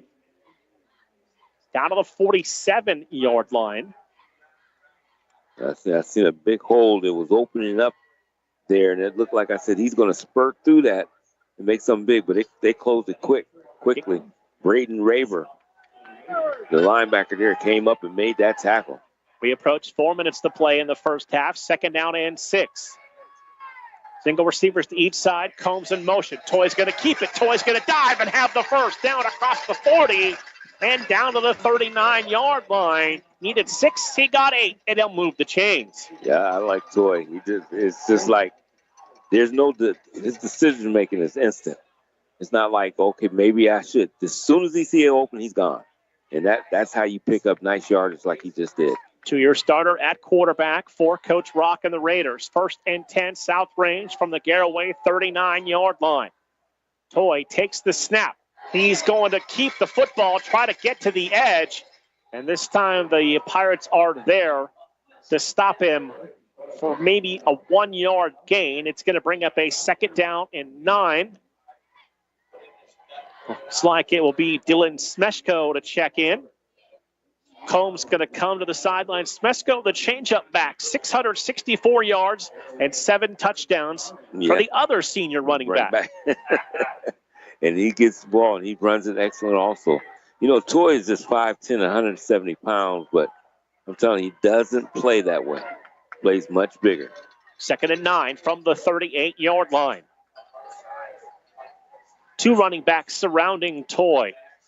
They're going to lead the way for Toy, who runs it up the middle. And Toy's down to about the 32-yard line.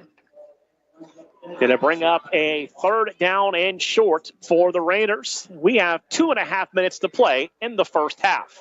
And if you notice that so far in this drive, it's starting to settle them back down and trying to get control of the game once again. Is they let their offensive line get back to what they do best and running the football. 3rd down and 3 for the Raiders. Coach Rock, 2 timeouts in his back pocket as we approach 2 minutes to play in the half on 3rd down and 3. Smeshko and Dominguez surrounding Toy. They're going to give the football off on 3rd down. That'll be a Raider 1st down. It just got enough to move the chains. And they get that split second to be able to stop the clock, get yourself grouped. And they've been pretty quick out of that huddle, so they don't lose too much time. Because I think they want to try to score and leave nothing left for Garaway. Discount Power Sports scoreboard, 2nd quarter. Ursuline 6. The Mean Green of Aurora 0. 1st and 10 Raiders. They're going to run it on 1st down. And one of the Pirates a little slow to get up off the pile. So that's a gain of 3. It is 2nd down and 7 from the 26-yard line. They've been running it and running it. I look for a little play action right now, Mark. I'm looking for something downfield. 2nd down and 7. Single receivers to each side. Toy takes the snap. Gives the ball to Dominguez across the 25. Drives over a tackler inside the 20. And down near the 18-yard line. That looked like another 1st down, doesn't it? And it is. So another run for Dominguez as we go under a minute to play here in an incredibly fast first half. Yes, it has. And look, they're so fast, they're ready to go again, Mark. Dominguez is to the left of Toy. Back to throw. Fires complete to Gavin Nagy. Made a man miss. Looking for the end zone. That is a Raider touchdown for Gavin Nagy. Another catch for the senior. Nice little out there, 18 yards. He gets to the outside there, makes one little move, and then uses speed to the pylon and gets in the end zone for another touchdown for the Raiders. The drive was encapsulated by Nagy's 8th reception for 94 yards and a touchdown. That is a 12-play, 81-yard drive that took just about 5 minutes off the clock and a big response for South Range. Yeah, and you see how this settled everything down. Perfect drive there. Starkey on for the extra point. Snap and hold are good. Starkey's extra point is up, and it is good. 43 seconds to go in the half. It is now South Range 21 and the Garaway Pirates 7. Yes, sir. And I tell you, that there is what you want. You want to drive like that, get you back in control of this football game as you had earlier. Now, they didn't get the big, gigantic runs they had earlier, just a big hold, but they stayed consistent in what they do and stayed true to themselves, and then mixed in a little passing. And basically, all of the passing was to Gavin Nagy, as he made every target. He's done caught every ball. And he's made something happen every time. Last report we had, Dave, Akron-Manchester had a 7-0 lead over Poland. Mm-hmm. That matchup is the 2-3 matchup in this region. Man, I tell you, they on the other side of the bracket there, and that's a big game there. And our partners are over there broadcasting that one, and I'm sure that they want to see Poland come along, but that's a good matchup there. That is another fantastic facility. I have been to Louisville, and that is a beautiful stadium. Yeah. So Vorshak set to kick the football away. They say a line drive kick going to be fielded at the 11, across the 20, 25, 30, still on his feet, 35. Better get him soon. Man, he's going to push that pile all the way down near the 39-yard line. And that'll be good position for the Pirates, but just 36 seconds. They do have a pair of timeouts. Mm-hmm. You know, that's good. You got 2 timeouts, 36 seconds. Decent field position. And, you know, every time you get a first down, that momentary stop of the clock always helps. So 1st and 10 for the Pirates with the football at their 39-yard line. Coming up at halftime, we'll have the final edition of the PAC report. We'll update you on some scores. Geibel back to throw. Going to look downfield. That pass was tipped and incomplete. It's second down and 10. Quick update on the Discount Power Sports scoreboard. They'll get you that here in just a moment.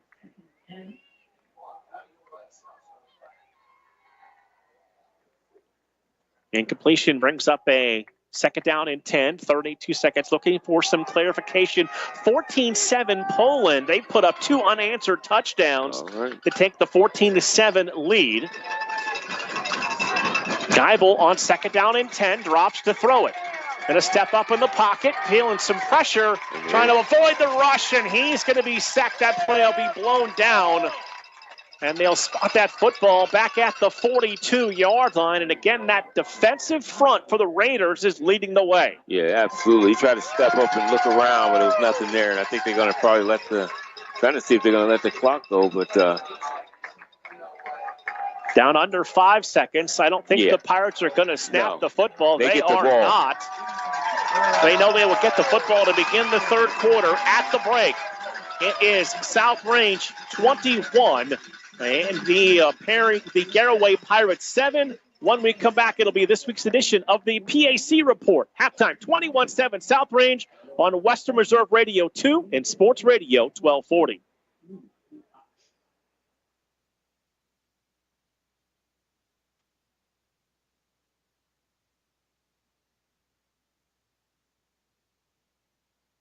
Lena's Pierogi House is your home for the area's best variety of pierogies. Daily specials include the Polish platter, the Hungarian platter, stuffed cabbage, and halushki. Having a last-minute get-together? Lena's has you covered with a wide variety of frozen take-home pierogies and dumplings. Go to Facebook at Lena's Pierogi House to see the weekly lineup of available flavors for dine-in or carry-out. Catch the best at Lena's Monday from 10 a.m. to 4 p.m. and Tuesday through Friday from 10 a.m. to 8 p.m. 20 North Main Street in Hubbard or call 234-254-8532.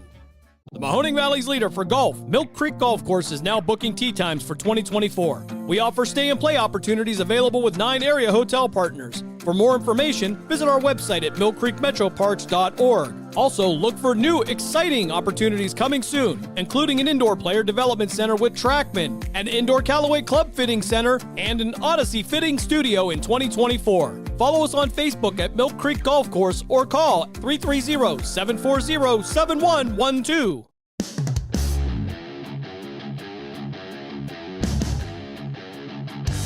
Catch all of the spring and summer action of Cleveland Cobras minor league football on the iMedia One Network. Follow the Cobras as they compete against teams from around the region and beyond in pursuit of a premier amateur football league championship. And if you're looking to continue your playing or coaching career after high school, college, or even the pros, go to Facebook at Cleveland Cobras Football or call owner Jesse Caldwell at 330-416-3442.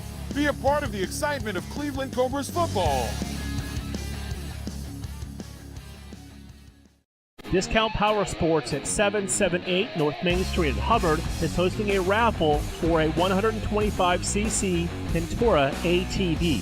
Tickets are $30 each and 100 tickets are available. For each raffle, when those 100 are gone, a winner will be drawn and a new raffle will begin. Tickets can be purchased at any Hubbard home game or at 778 North Main Street or by calling 330-717-4441. $1,500 from each raffle will go toward a scholarship for the Hubbard Youth Coalition. We now return you to the Cleveland Cobras High School football game of the week on the iMedia One Network.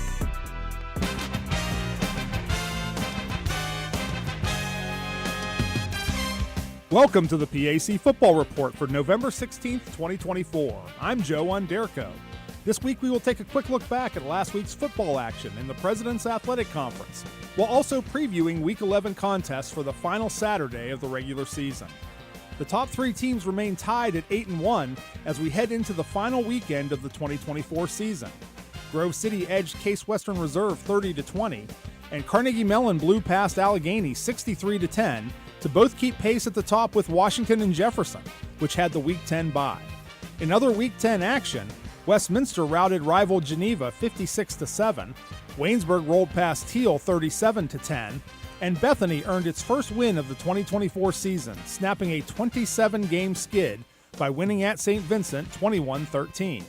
PAC Player of the Week honors for Week 11 went to Westminster senior QB Billy Levac on offense, with 17 of 23 passing for 293 yards and 4 TDs at Geneva. Carnegie Mellon grad linebacker Logan Young on defense, with 5 tackles, 2 interceptions including a 50-yard pick six, and a fumble recovery versus Allegheny. And senior punter Dan Berube of Grove City on special teams, after averaging just under 50 yards per punt, including a career-best 63-yarder versus Case. Newcomer of the week again went to Bethany freshman QB Brett Phillips, with 283 passing yards, 44 rushing yards, and 3 TDs at St. Vincent. Week 11 is highlighted by the 55th edition of the Academic Bowl, as 6-3 Case Western Reserve hosts 8-1 Carnegie Mellon at DeSanto Field in Cleveland at 1:30 p.m. CMU leads the all-time series 33-19 and has won the last 5 meetings, including a 31-21 decision in Pittsburgh last year. Veteran Spartan head coach Greg Debelak notes that as with most rivalry games, you can ignore the records as both teams will be at the top of their game. It's Carnegie Mellon Case. Both teams are going to get after each other. Both teams recognize the significance of this game. Separated by just 14 miles on PA Route 208, 8-1 Grove City travels to New Wilmington for a 1 p.m. kickoff against 7-2 Westminster at Harold Burry Stadium. It's the 106th all-time meeting between the Presbyterian rivals, dating back to 1892. The Wolverines outslugged the Titans 17-7 in Grove City last season, but Westminster won the last meeting in New Wilmington 24-17 in 2022. 8-1 Washington and Jefferson travels to Meadville to face 1-8 Allegheny at Frank Fuhrer Field at 1 p.m., with the Presidents in search of at least a share of the PAC football title for the first time since 2018. W&J barely edged the Gators 35-28 in 2023, one of many reasons President head coach Mike Sirianni and his squad are not looking past Saturday's game toward a potential NCAA playoff berth. I have to look no farther than to tell my kids about my first year as a head coach. We were 8-1, and we were playing a 1-8 Buffalo State team with a chance to clinch an NCAA playoff berth, and we lost. So that's all I had to share. We are on full alert for Allegheny. In other Week 11 action, 4-5 Waynesburg travels to Beaver Falls to face 4-5 Geneva at Reeves Field at 1 p.m. It's the 85th meeting between the Presbyterian schools since 1908. The Yellow Jackets lead the all-time series 44-36-4, but the Golden Tornadoes posted a 43-29 road victory in Waynesburg a year ago. Veteran GT mentor Gino DeMarco previews the matchup. You know, we're hoping to get a 5-5 season. You know, 4-5 versus 4-5. Here we go. You always want to play a game, your last game of the year, that means something, and it obviously means something to both of us. So here we go. Finally, fresh off its skid-breaking win at St. Vincent last week, 1-8 Bethany looks to make it 2 in a row when they host 2-7 Teal at Bison Stadium at 1 p.m. The longtime PAC foes are meeting for the 79th time since 1917, with the Tomcats holding a narrow 41-36-1 advantage. Teal has won the past 2 matchups, including a 22-14 win in Greenville last season. St. Vincent has the Week 11 bye. That's all for this edition of the PAC Football Report. Log on to the conference website at www.pacathletics.org all season long for the latest news, scores, statistics, and other league information. You can also follow us on social media via X, Facebook, and Instagram. Links are available at the PAC website. I'm Joe Underko. Thanks for listening, and for a final time in 2024, we'll see you at the stadium. PAC Commissioner Joe Underko with this. He said the final edition of the PAC report here in 2024. We're at the half. It is South Range 21 and the Garaway Pirates 7. When we come back, first half scoring a recap and first half stats recap. That's on the other side of this break here on Western Reserve Radio 2 and Sports Radio 1240.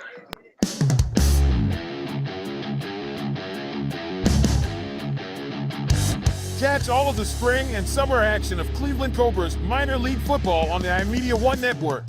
Follow the Cobras as they compete against teams from around the region and beyond in pursuit of a premier amateur football league championship. And if you're looking to continue your playing or coaching career after high school, college, or even the pros, go to Facebook at Cleveland Cobras Football or call owner Jesse Caldwell at 330-416-3442. Be a part of the excitement of Cleveland Cobras football.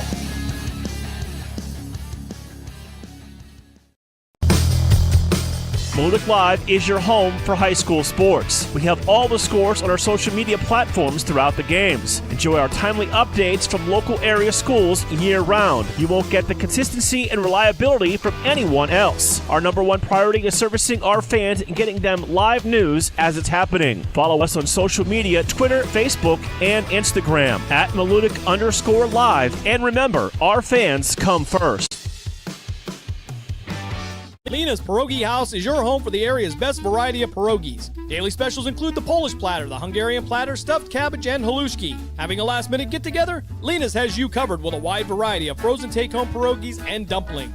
Go to Facebook at Lena's Pierogi House to see the weekly lineup of available flavors for dine-in or carry-out. Catch the best at Lena's Monday from 10 a.m. to 4 p.m. and Tuesday through Friday from 10 a.m. to 8 p.m. 20 North Main Street in Hubbard or call 234-254-8532.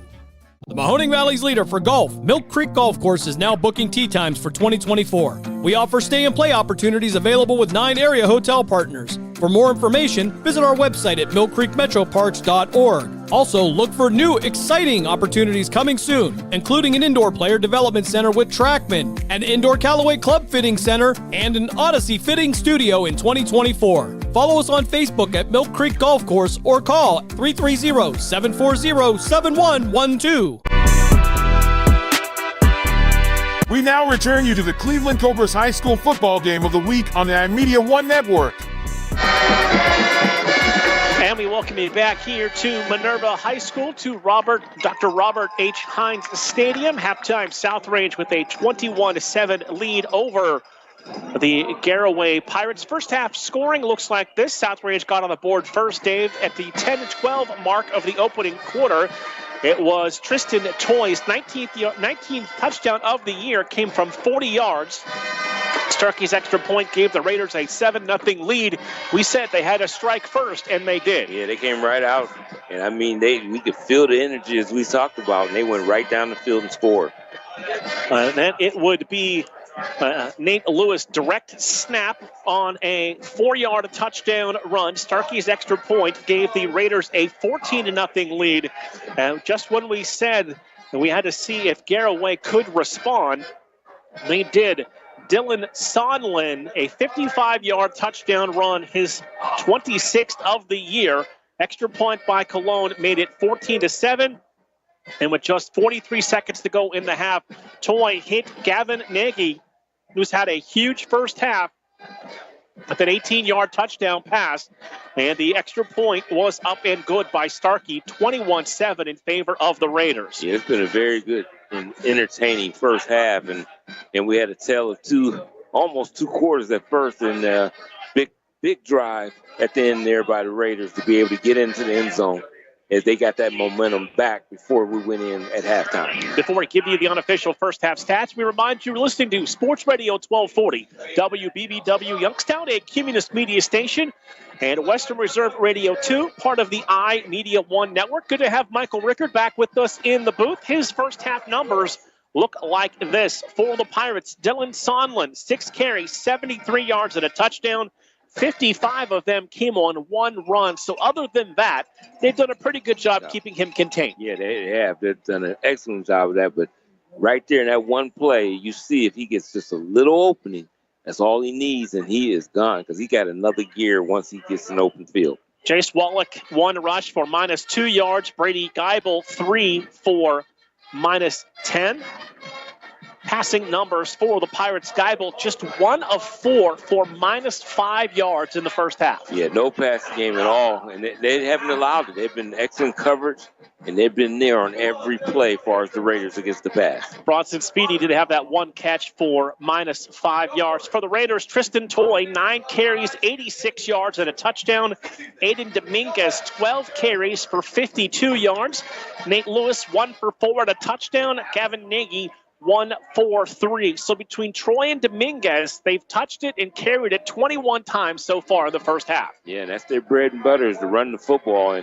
And we've seen a lot more of Troy running the football. He runs it anyway, but you usually see Dominguez with the majority of those carries. And this time it's been a little bit more split.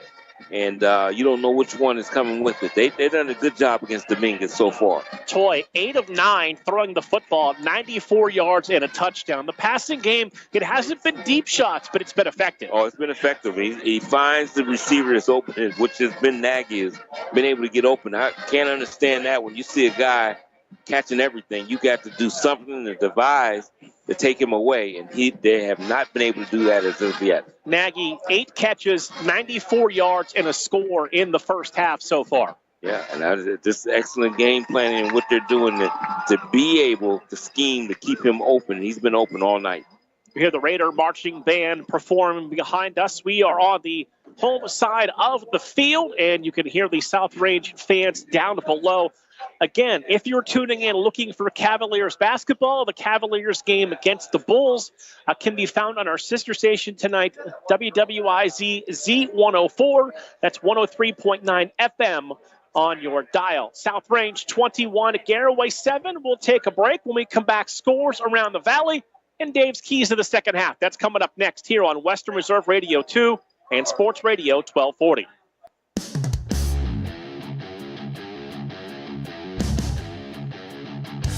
Catch all of the spring and summer action of Cleveland Cobras minor league football on the iMedia One Network. Follow the Cobras as they compete against teams from around the region and beyond in pursuit of a premier amateur football league championship.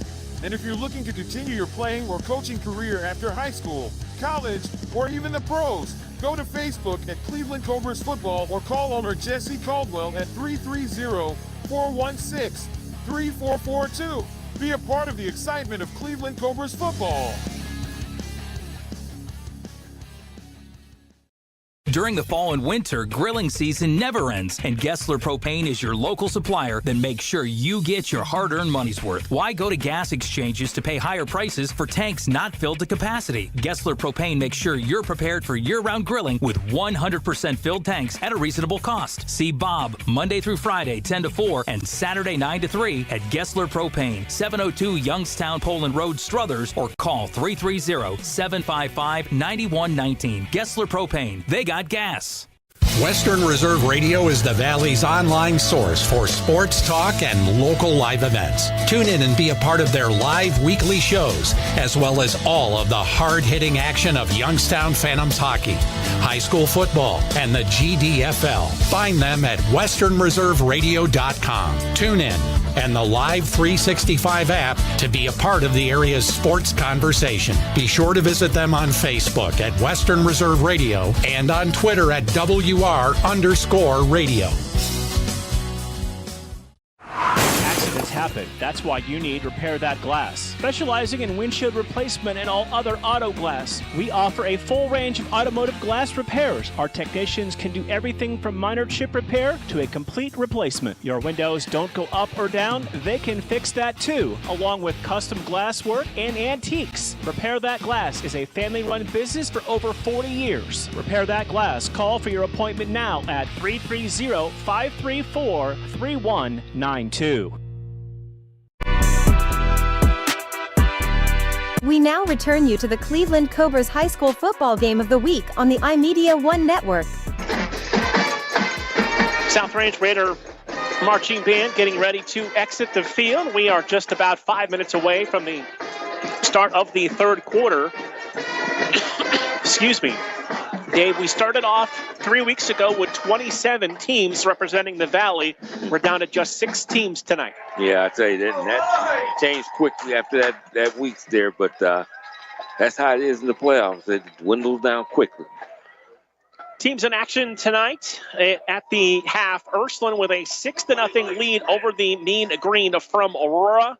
Got a report Ursuline went for 2, unable to convert. That's why they have the 6-0 lead. Aurora, they've been a perennial playoff team for years. Man, that's something to see Ursuline out in front there. And we done seen them once this year, and we've seen how powerful they are. So we wish them good luck to continue moving forward.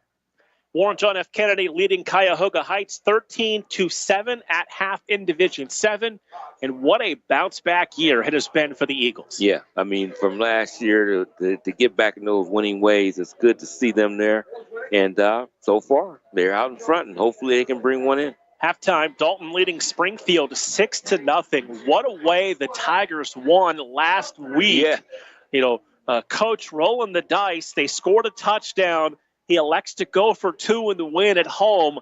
They convert. They beat Toronto 29-28, and it doesn't get any easier for Springfield taking on Dalton tonight. Yeah, and to be down. But, that's a team that you just never say never with them, as they do galvanize together normally, and you never know by the time we hear the next score, they might be right back either tied in that game or ahead.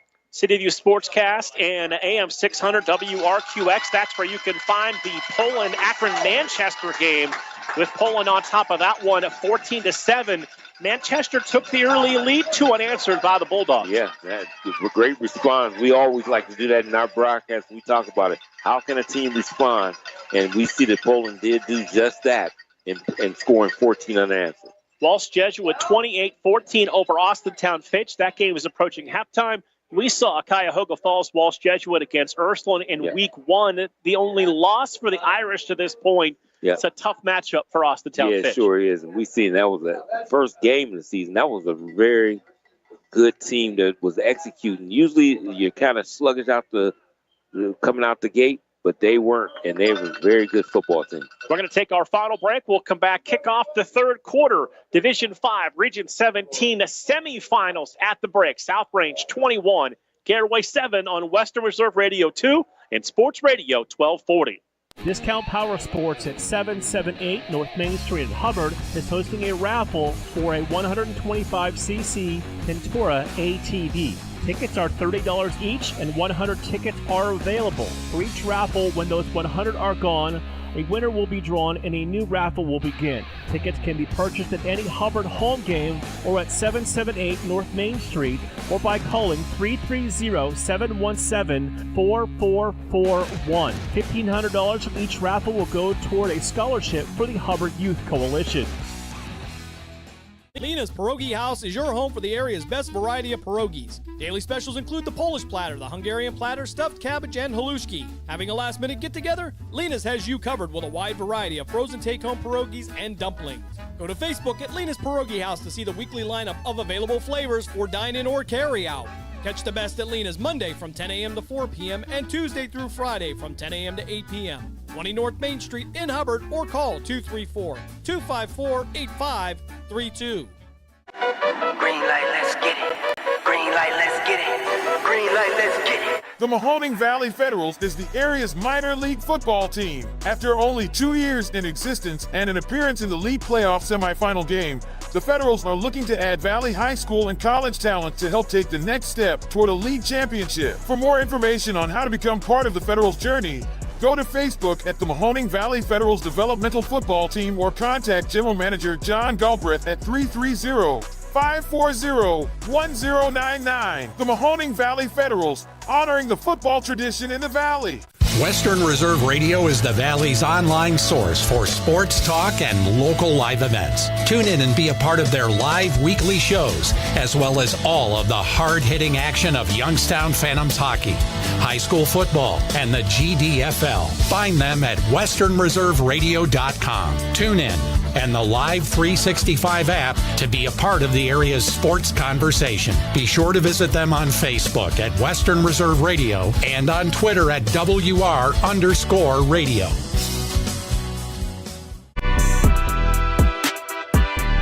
We now return you to the Cleveland Cobras High School Football Game of the Week on the iMedia One Network.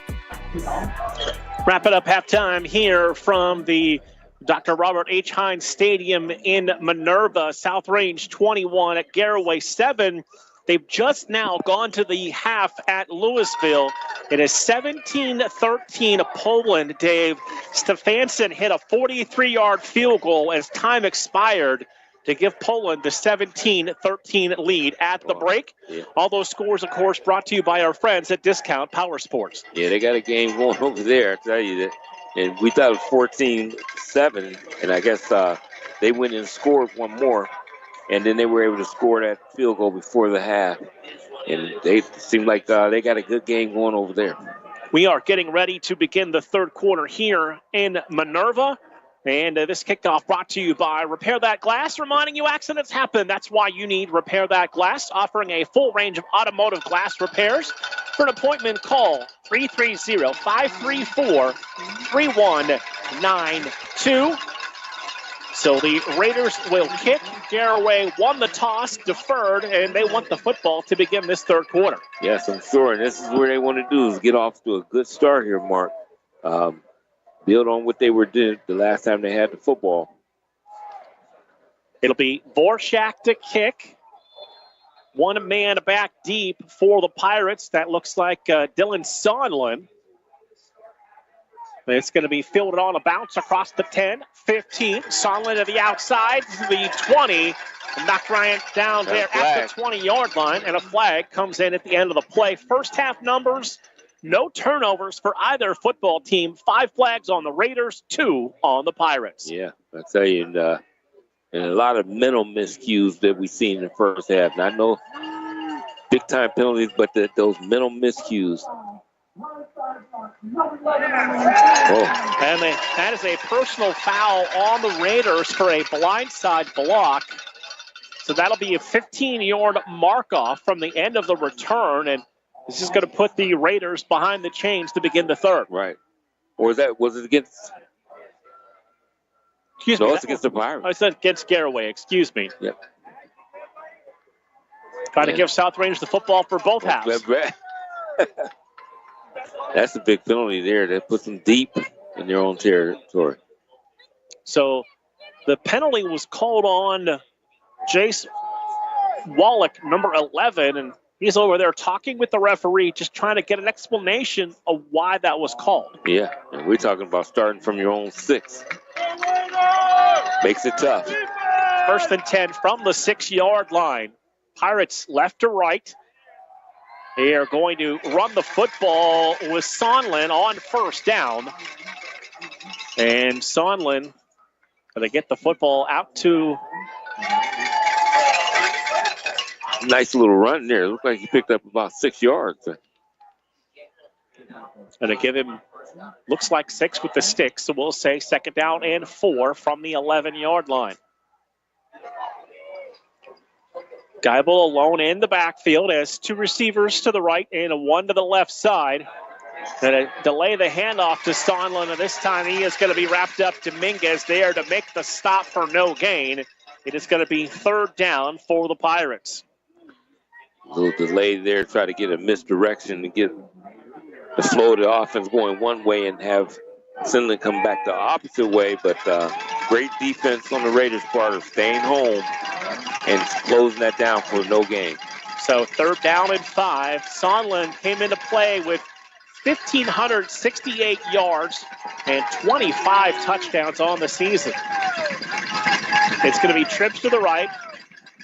Running back is to the left of Geibel, who's back to throw. Has time, and the pass is batted down and incomplete.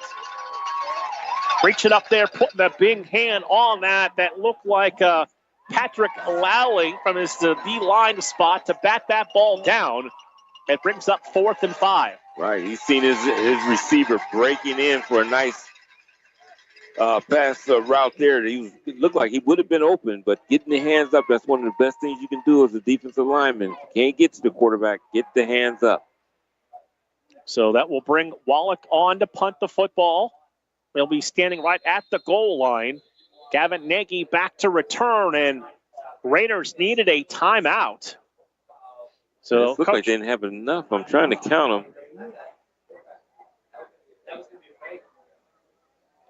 Yeah, they does not look like they had enough on the field, so Coach Rock used the timeout. And we'll keep it here, Dave. 10:34 to play in this third quarter. Tonight's third quarter is brought to you by the Mahoning Valley Federal Semi-Pro Football Team. They are looking for Valley High School and college talent to join their roster. For more information, check out the Mahoning Valley Federal Developmental Football Team on Facebook or call General Manager John Galbraith at 330-540-1010. 9-9. So Coach Rock uses his timeout early, Dave. They have 2 left. Yep, well, that was an important one there.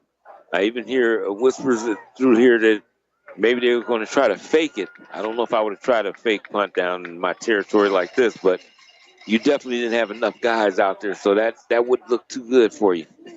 So again, it will be Nagy back to return the punt from Jace Wallach. Averaged about 36 yards per kick during the season. Nagy up to the midfield stripe. It is a direct snap to an up man who'll make the catch. And he got the first down across the 25 out near the 27-yard line. It was Bronson Speedy who made that reception for the Pirates' first down. All right, and I just mentioned that. I heard it looked like it, the way they was lining up, it could be a fake.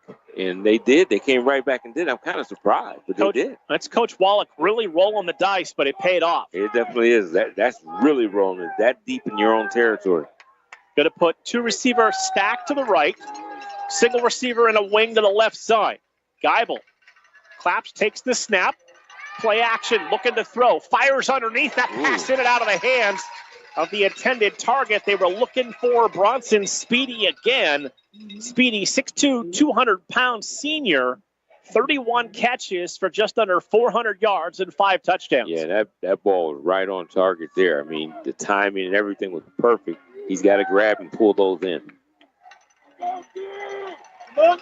So they're going to have 2 receivers to the left, a wing to the left, 1 receiver to the right side.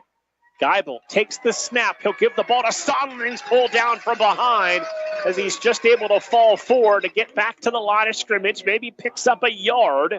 It is going to be 3rd down and 9 for the Pirates. Great play by Starkey out of his middle linebacker position. He was able to grab him and not allow him to get any further. Raider crowd coming alive here on 3rd and 9 for the Pirates. Geibel takes the snap. Senior stands in the pocket. He's going to take a deep shot. Has a man out there, and that passes off his hand and incomplete. And Speedy is looking for the flag, and I initially thought he might have pushed off a little bit to create some separation. Yeah, that's what I thought, too, when he turned around and actually not allowed the defender to get back. But they didn't call anything. Let that go. That's a great matchup to the outside. Bronson Speedy at 6'2" had separation, but they couldn't complete the pass. So Wallach, again, we think will punt the football away. Yeah, we think. We're not sure. So it'll be Nagy who drops back about his 32-yard line. Wallach will kick this one away. Fair catch called for and made at the 37-yard line by Gavin Nagy, and that'll be good field position for the Raiders with 9:19 to play here in the 3rd quarter. Yeah, they definitely had to get that and try to get that ball back. So Toy and the Raider offense back out onto the field. Toy a touchdown run, a touchdown pass for the senior in the first half. He's accounted for 36 touchdowns this year for this Raider offense. Boy, I tell you, he's been involved, that's for sure. Toy sends Combs in motion. He's going to get the carry. Try to turn the corner. He is going to be bottled up and dropped at the 41-yard line. He's going to get about 4 yards. It is 2nd down and 6. Yeah. The jet sweep there, trying to pick up as much as they possibly can. Nice 4-yard gain. Combs. 2nd and 6 at the 41. 9 minutes to play. 3rd quarter brought to you by the Mahoning Valley Federal Semi-Pro Football Team. Toy going to have both backs with him in the backfield, Dominguez and Smeshko. Single receiver in a wing. Give it on the inside. Handoff. This time the Pirates are there. They just loaded up the box and took that run away from the South Range Raiders. Yeah, they're doing so much towards that end of that 2nd quarter, getting towards the half. They did an excellent job defensively of stacking up and bottling up that run, and they're trying to continue to do so. That's a loss of 2. Brings up a 3rd down and 8 from the Raider 39-yard line. 21-7, South Range leading Garaway. We know in these situations it's usually the Gavin Nagy show, so we see what that's happening now. 2 receivers to the right, 1 to the left. Toy got one of the ends to kind of anticipate this snap, but he got back. He will throw it downfield. Pass caught across midfield. 50, 40, 30, 20, 15, and pulled down from behind. And who is it? It's the Gavin Nagy show. I told you the Gavin Nagy show is getting ready to come back on, and and you hit him right in stride with a nice slant pattern. Down to 12. So that long completion to Nagy of 49 yards now has the Raiders knocking on the door again. They complete the pass to Nagy. Nagy's looking for the goal line, and he's going to be stopped at about the 2-yard line. He has, I think that gives him, 10 catches, 10 receptions, I believe. 10 catches for $153 and a touchdown. Yeah. So it is 1st and goal for the Raiders. Single receivers to each side. Dominguez is the quarterback. He takes the direct snap.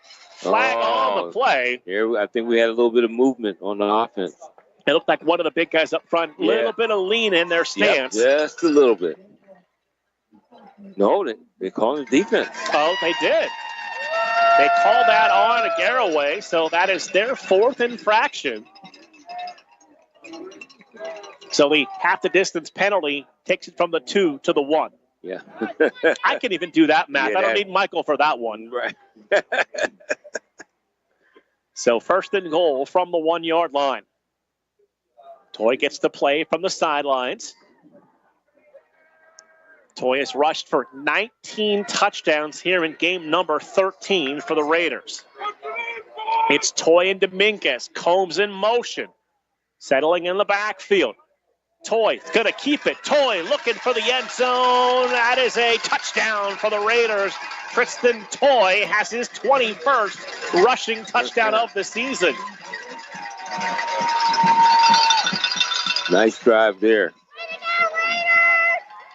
5 plays, 63 yards, just a little over 2 minutes for the score from a Tristan Toy. And Luke Starkey on for the extra point. Yeah, I know Toy scored that touchdown, but as I said, the Gavin Nagy show. It's just him. He's just making big play after big play tonight. So we have the machine and the show. Yeah. We've got it all tonight. Starkey on for the extra point. Snap and hold are good, and Starkey's extra point is also good. 6:36 to play, 3rd quarter. South Range 28, Garaway 7. You're listening to Western Reserve Radio 2 and Sports Radio 1240. Green light, let's get it. Green light, let's get it. Green light, let's get it. The Mahoning Valley Federals is the area's minor league football team. After only 2 years in existence and an appearance in the league playoff semifinal game, the Federals are looking to add Valley High School and college talent to help take the next step toward a league championship. For more information on how to become part of the Federals' journey, go to Facebook at the Mahoning Valley Federals Developmental Football Team or contact General Manager John Galbraith at 330-540-1099. The Mahoning Valley Federals, honoring the football tradition in the Valley. We now return you to the Cleveland Cobras High School Football Game of the Week on the iMedia One Network. Tristan Toy accounting for his 3rd touchdown of this football game gives the Raiders a 28-7 lead, and Jason Vorshak to kick the football away. There we go. Vorchak's kick off the side of the foot, fielded by one of the up men. He'll bring it back across the 30 and slide down to the 35-yard line. See, that looked like 38 on the return. That is Colton Dahmer, a sophomore wide receiver who did the smart thing, got a couple yards and got down. Yeah, yep. Make sure he doesn't turn the ball over or anything. They don't need anything of that nature, as they definitely are backs against the wall. They need to try to get some points on this drive. Sondland's such a weapon for them, but you've kind of almost taken him out of it, down by 3 scores. Yeah, for sure. Now you try some other creative ways to get the ball in his hand in open space. You got twins to each side. You got trips to the left, twins to the right. Geibel to throw it, pass downfield. Receiver made the catch, broke away from his first tackler. That's Brandon Raber, the senior on the reception, number 36, his 21st catch of the season. Give him 2. It's 2nd down and 8.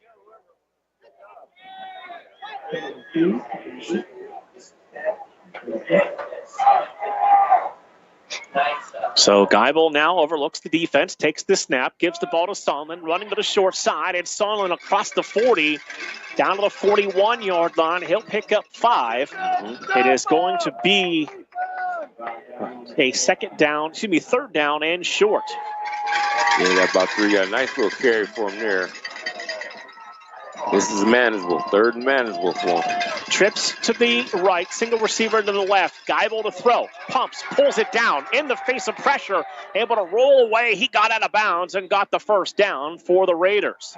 He did the smart thing. Get to the sticks and make sure you get that 1st down so you can continue this drive. And he did just that. Congratulations, Youngstown State women's basketball team. They beat Clarion today by 17. They're off to a 3-0 start. So the 1st down run by Geibel.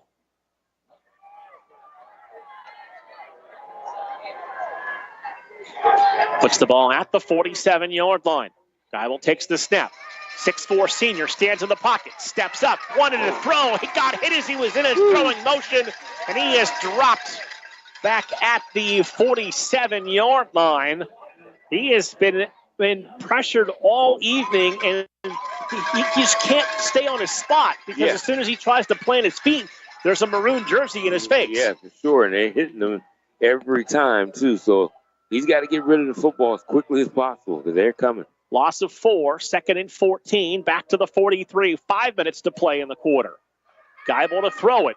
Going to go underneath, sidearm, throw that, skip the dirt, and incomplete. Looking for Micah Yoder.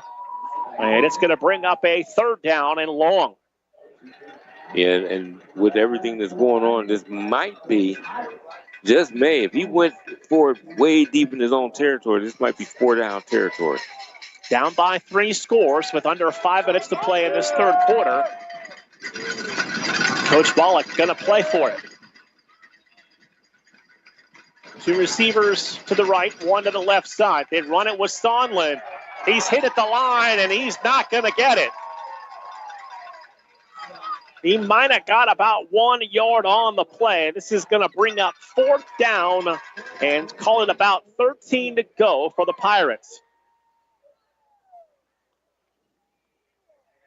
Let's see what they're going to do. Maybe they're going to... They're going to bring... Looks like they're going to bring Wallach on to punt the football away. That'll mean Nagy will drop back to return the kick.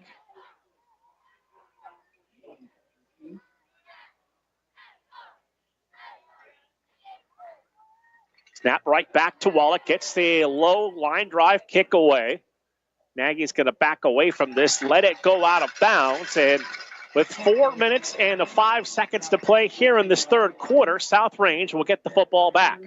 Yeah, so this here, pivotal. This is pivotal for Garaway.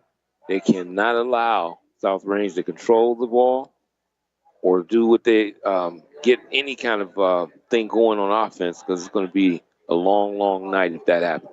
Cavaliers having their typical rough end of the first half. They now lead the Bulls 77-73. That game over on a WWIZ Z104. The Valley's home for Cavaliers basketball. Toy and the Raiders with the football from their 17-yard line. Toy going to give the ball to Dominguez. Dominguez trying to bounce his way outside and push the pile for a gain of about 4 yards on the 1st down. And like I mentioned earlier, this is the 4th time we've seen South Range this year. Their offense, the way it flows, really seems to be based on how they do on 1st down. Yeah, it does. And then they go from there. of what they want to do. And they get a nice one here. It opens the playbook up to do a lot of different things when you pick up 5 on the first down. They say 6, second down and 4. They run it again on second down, and it's going to be another first down for the Raiders, as they are content to keep the ball on the ground with Aiden Dominguez, and Dominguez picks up the first down for the Raiders. Yeah, that's their bread and butter, Mark, and they'll stay on the ground as much as possible if they can. As long as they're successful in getting the line play that they're getting, they're definitely going to keep that ball on the ground. First and 10 from the 31-yard line. Even though I see single coverage over here on that, so I don't know. Toy's going to keep it. Full head of steam up the middle, across the 40, down to the 45-yard line. That's a pickup of 12 and a first down. Boy, it looked like he was shot out of a cannon when he came through that line. It was just a sliver of a hole, but you see, like I said, he doesn't hesitate, and he takes off when he's running the football, and he's having a good night tonight. 11 for 101 and 2 scores unofficially for Toy. He'll take it, give the ball, fake it to Dominguez, went downfield, this time looking for Tommy Titus. And that pass too tall for the 5'8 freshman is incomplete. Third quarter, how about this one? Ursuline 9, Aurora 7. The Mean Green giving the Irish a battle here tonight. All scores brought to you by our friends at Discount Power Sports in Hubbard. Visit them at 778 North Main Street in Hubbard or call 330-717-4441. So second down and 10, 2:41 to play, third quarter. 2 receivers go to the right, wing to the left side. And it's going to be a pitch to Dominguez, turns the corner across the 50, 45, and down near the 44-yard line. Another first down run. And another little wrinkle in the playbook from the Raiders. For sure, on that pitch there. And what's so crazy about that, it was a good defensive call by Garaway of calling the blitz. He got in so fast that he passed up the pitch man, and he was able to get outside, pick up a first down. Down to the Pirate 44-yard line.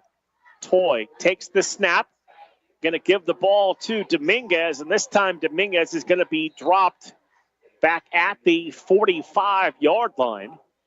He'll lose 1, and it's going to be second down and 11.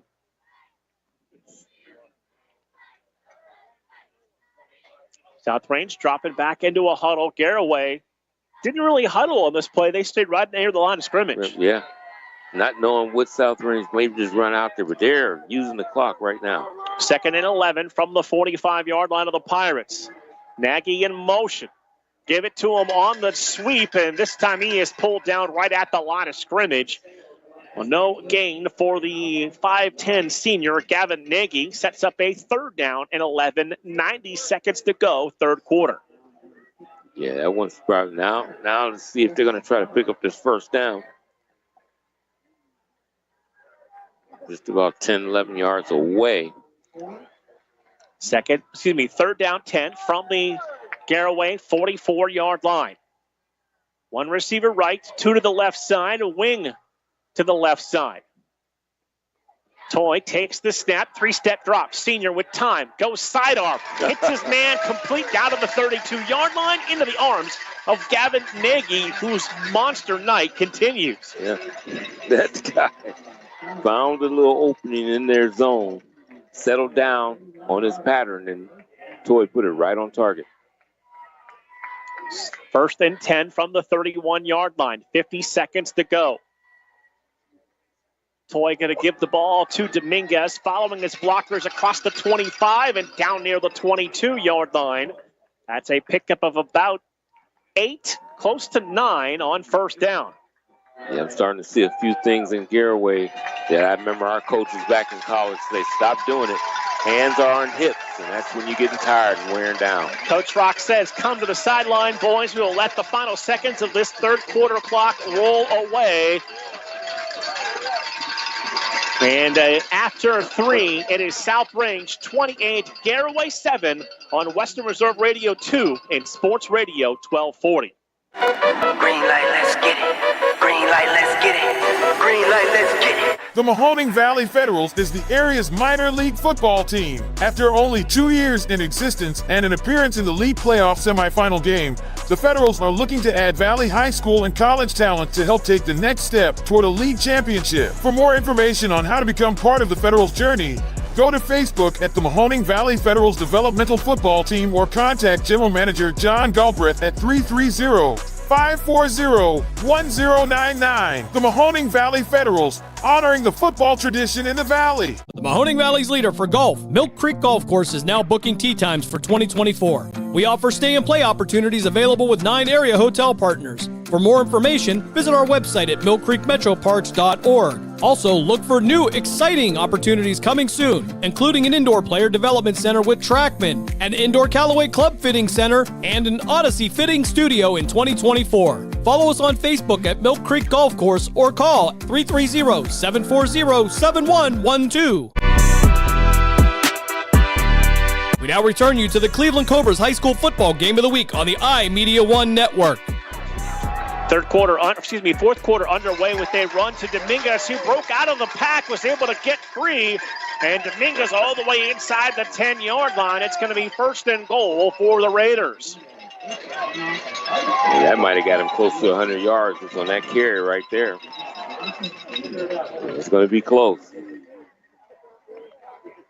Boy, they out of the huddle again, more. That puts him over 100 yards. It's 1st and goal from the 6-yard line for the Raiders. Toy takes the snap, gives the ball to Dominguez, and this time the Pirates are there to stuff that play down back at about the line of scrimmage. It'll bring up 2nd and goal from the 6-yard line. You can look at Garaway, like I said, hands on hips. And that's always a sign of the defensive line getting tired, getting worn down. We saw, 24 rushing attempts for South Range in the first half, and it continued to do that here in the second. Loss of 2, 2nd and goal from the 8. Toy takes the snap, rolling to the wide side, looking to run, looking for the end zone, lowers the shoulder, squares to the line of scrimmage, and he is in. 8-yard touchdown run. Side judge comes in and says, touchdown Raiders. And they push this lead out even further with 10:50 to play here in the fourth quarter. Yeah, that right there probably capitalized and took care of that. So Toy's 8-yard touchdown run caps off a 12-play, 83-yard drive that took just under 4 minutes off the clock. And now Luke Starkey will come on for the extra point. And remember, Mark, they started on their own 17-yard line in that drive. So it will be Jimmy Powell to hold.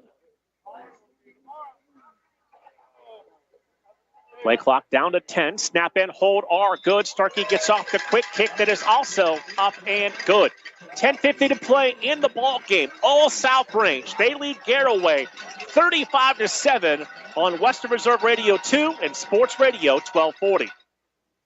Lena's Pierogi House is your home for the area's best variety of pierogies. Daily specials include the Polish platter, the Hungarian platter, stuffed cabbage, and halushki. Having a last-minute get-together? Lena's has you covered with a wide variety of frozen take-home pierogies and dumplings. Go to Facebook at Lena's Pierogi House to see the weekly lineup of available flavors for dine-in or carry-out. Catch the best at Lena's Monday from 10 a.m. to 4 p.m. and Tuesday through Friday from 10 a.m. to 8 p.m. 20 North Main Street in Hubbard or call 234-254-8532. We now return you to the Cleveland Cobras High School Football Game of the Week on the iMedia One Network. Back here at Minerva High School, 35-7, South Range leading at Garaway. We are just in to the early stages of the fourth quarter. Jason Vorchak to kick, and this kickoff brought to you by Repair That Glass in Hubbard. They'll put this one on the turf, a bouncing ball that is fielded and covered at the 20-yard line. And there to cover the football, that was Jace Wallach there to down the ball. Boy, they got to try to make something positive here, because they got a true uphill battle to get back in this here. But you always try to look for something positive no matter what, and they need to come out and try to put something together. Discount Power Sports scoreboard, Aurora 10, Ursuline 9 in the third. Oh, man. My. Geibel on 1st and 10 from the 21-yard line. Will drop to throw. Has time in a clean pocket. Going to take a shot downfield. Had a man out there and overshoots Micah Yoder. And incomplete. It's 2nd down and 10. Yeah, they had Yoder out there, had a little bit of separation from the defensive back, but he overthrew him on that play. You look at this Pirates offense. They're a spread offense, Dave, but they're a spread that wants to run the ball first. And South Range just taking that away, not only defensively, but on the scoreboard. Yeah, and that's what taking it away as far as running the ball. They have to pass now. Geibel to throw it again. Ooh. Goes downfield. That pass is going to be incomplete, looking for Sonlin. And it'll bring up a quick 3rd down and 10 from the 21. Yeah, they forced him to throw that ball quickly as Toy, our quarterback on offense, playing safety, but he was on a safety blitz on that play and got into the backfield quickly. So Geibel facing a 3rd down and 10. Trips right. Single receiver left. Looking towards those trips, and the pass falls incomplete. Thrown behind the line of scrimmage, looking for Sonlin. And it's 4th down and 10. Yeah, I don't know what happened there. He was actually open in the flat. I don't think he would have got much, but that pass was just thrown into his feet. So, you know. So it looks like Wallach will punt the football away. And, Dave, I think it is safe to say for the 3rd straight year, the South Range Raiders are going to play in the regional finals. Yeah, it looks that way for sure. They have really, you know, they had a little adversity we've seen, but they definitely dealt with that and got right back on track. Nagy to punt. Gets his foot into this one. Line drive that he will fair catch over the shoulder. And he'll do that at the 42-yard line. And with 10:24 to play in the 4th quarter, up 35-7, the Raiders have the football back. Dave, tonight's 4th quarter brought to you by Lena's Pierogi House, your home for the area's best variety of pierogies. Visit Lena's Pierogi House on Facebook to see the weekly lineup of available flavors for dine-in or carry-out. Call Lena's Pierogi House at 234-254-8532. And we've already got a plan to get together at Lena's once the season is over, whenever that is. Right. We're hoping we're playing the first week in December. Absolutely. Toy still in there, takes the snap. He'll give it to Dylan Smeshko. And Smeshko pushes the football out to the 46-yard line. You know, I'm really impressed with a guy like Smeshko. He's a senior, and he's not basically, you can't really say a starter, but he does play. But, you know, you have guys that would gripe for them, but he's a team player. And when he gets on the field, no matter what the situation is, you get every ounce of his ability that he has out there. And he does all kinds of different things. 5'9", 180-pound senior. He's going to remain in the backfield. Now move to the left with Toy. Double wing and a single receiver. Fake the ball to Nagy. Toy's going to keep it. And Toy got to the 45-yard line before being drilled back. He'll pick up another yard. It's going to set up a 3rd down and 8. As I said earlier, Toy is a tough character. He took on a couple of tacklers head on that play. 3rd and 8 from the 45-yard line. 9 minutes, 10 seconds to play. 4th quarter, 35-7. South Range. Raiders took an early 14-0 lead. Garaway responded to make it 14-7, and it's been all Raiders since that point. Combs in motion, right to left. Toy drops to throw.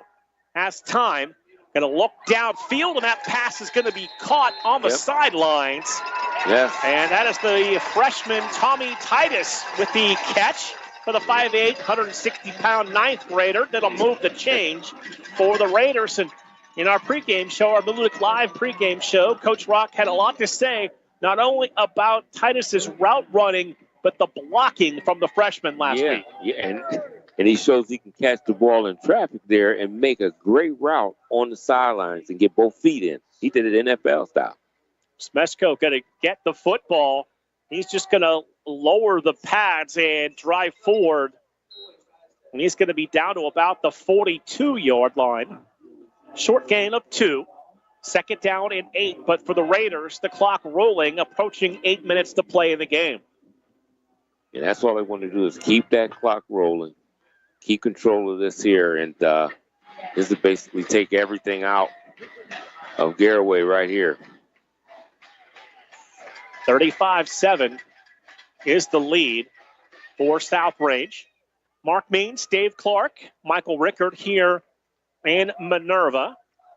Matthew Craven back at our iMedia One studios in Struthers. Dominguez gets the handoff. And he'll be across the 40, down to the 39-yard line. This has been our team for the last couple of years, the three of us in the press box. Matthew back in the studio, and it's been a well-oiled machine once again this year. Yeah. It's been an excellent job for us. Everything clear, crystal clear, so we got to give kudos to them for doing such a great job back there. Got to thank our media partners with Cumulus Youngstown. Games on Sports Radio 1240. And the Poland-Manchester game on AM 600 WRQX tonight. Third down and 5. Toy going to give the ball to Smeshko. Looking for the first down. He's going to have the first down and more. Carrying Pirates all the way down to the 30-yard line. And it's going to be another Raider first down. And as I said not too long ago, Mark, I just like his attitude. He comes in, he's not moping about anything. When he gets on the field, you're getting 110% from him. He's giving you his all. And that run shows you an indicative of what type of player he is. 5'9", 180 pounds, third on the team behind Dominguez and Toy in rushing. So it'll be both backs, Smeshko and Dominguez, flanking Tristan Toy on 1st and 10 from the 31-yard line. Fake to Dominguez, Toy to throw. Pass going to be caught. That's the freshman, Tommy Titus. And a flag coming out, late hit right on the Raider bench, and the freshman popped right back up. Yeah, I mean, a little frustration on Garaway. And, you know, some teams get a little frustrated when you see that you're winning and you still put the ball in the air a little bit. They get a little bit more frustrated. But you're giving your young guys time to play out there. 5th penalty on the Pirates. Coach Rock said on the Malutic Live pregame show that Tommy Titus has been playing competitive sports at a high level for a long time, and the freshman has come up big on this drive to put this game away for the Raiders. Combs in motion, right to left, settles left side. Toy takes the snap. He'll give the ball to Smeshko. Looking for the goal line. Dylan Smeshko driving for the end zone. That's a touchdown for the Raiders. With the 6 minutes and 18 seconds to go here in this fourth quarter. Yep, that's Dylan Smeshko once again, as I was talking about, gets in the end zone now. He's not a guy that they just bring in at the end of games and when it's out of reach. He's a guy that's usually in the mix all the time. 8 plays, 57 yards, a little over 4 minutes, and we are in a running clock now here for the final 6 minutes. Luke Starkey will come on and attempt the extra point.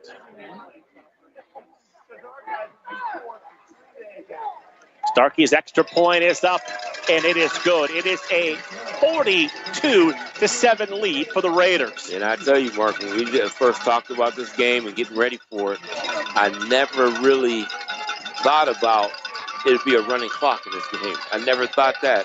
But hey, South Range really came out and ready to play tonight. So 42-7 here in the regional semifinal, and you said it. You looked at this team. You looked at the schedule that they've played. You looked at how far they went in the postseason last year. You knew this was going to be a challenge for South Range, and they were up to it tonight. Yes, they were. This is a total team effort here, as we've seen everything from special teams, offense, and defense, and give kudos to that coaching staff who on offense called a great offensive game, and defensively called a good defensive game. So they've just been on all cylinders tonight. So Jason Vorshak will kick. I would assume we will see some of the younger Raiders now on the field. Yeah, I'm sure. Like they have the last couple of weeks, gaining valuable experience. Yeah. Borshak's kick is going to be picked up and brought back by the Pirates. They'll swing it to the outside. And this will be a nice return out across the 35 and near the 40-yard line. No change in the score. It remains Poland 17, Akron Manchester 13. That game in the third quarter on AM 600, WRQX and City View Sportscast. That's a tight one up there. I think we'd all love to see a rematch of Poland and South Range from earlier in the season. Yeah, with a lot of local flavor, that one. I believe that was a 38-30 win for the Raiders the first time they met up. Yeah. Poland had an early 2-touchdown lead in that game. They will give the ball off on a first down. And that's a short gain by Sondland. It brings up a second down and 7. Dalton leading Springfield 18-0. That game in the third quarter. 2nd and 8 from the 40-yard line. Scores always brought to you by Discount Power Sports in Hubbard. Geibel to throw it. Goes downfield. That's caught by Speedy. And he's going to be right near the first down marker. Yeah, it looks like he should have enough. So Speedy gets 10. Gavin Nagy there. Why not? To push him out of bounds. Give him a tackle, too, with everything else he's done today. He's had a great game tonight. Geibel throws it into the backfield. Sondland made the first man miss. Second man miss across the 35 and down to the 33-yard line.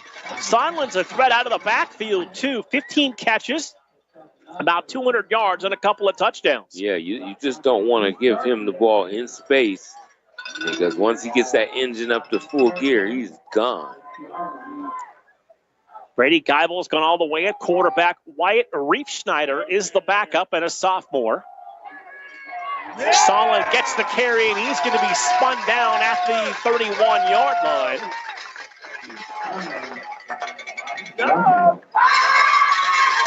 So that is a short gain of just 1, and we are under 3 minutes to play here in the fourth quarter. Geibel overlooks the Raider defense. Takes the snap. Geibel's going to keep it this time. Big hole up the middle across the 25. And Brady Geibel down to the 20-yard line. Doesn't run a lot, but does have 8 rushing touchdowns on the year. Yeah, he had a nice space there, a nice opening to go ahead and take advantage of him. That's what he did. He got upfield, picked up a nice gain and first down. 1st and 10 from the 20-yard line. Trips to the right, twins to the left. Geibel alone in the backfield. 3-step drop, fires middle, has a man out there, and made the catch in the end zone. That's a 20-yard reception for Chase Wallach, and the Pirates are on the board. So that is Geibel to Wallach.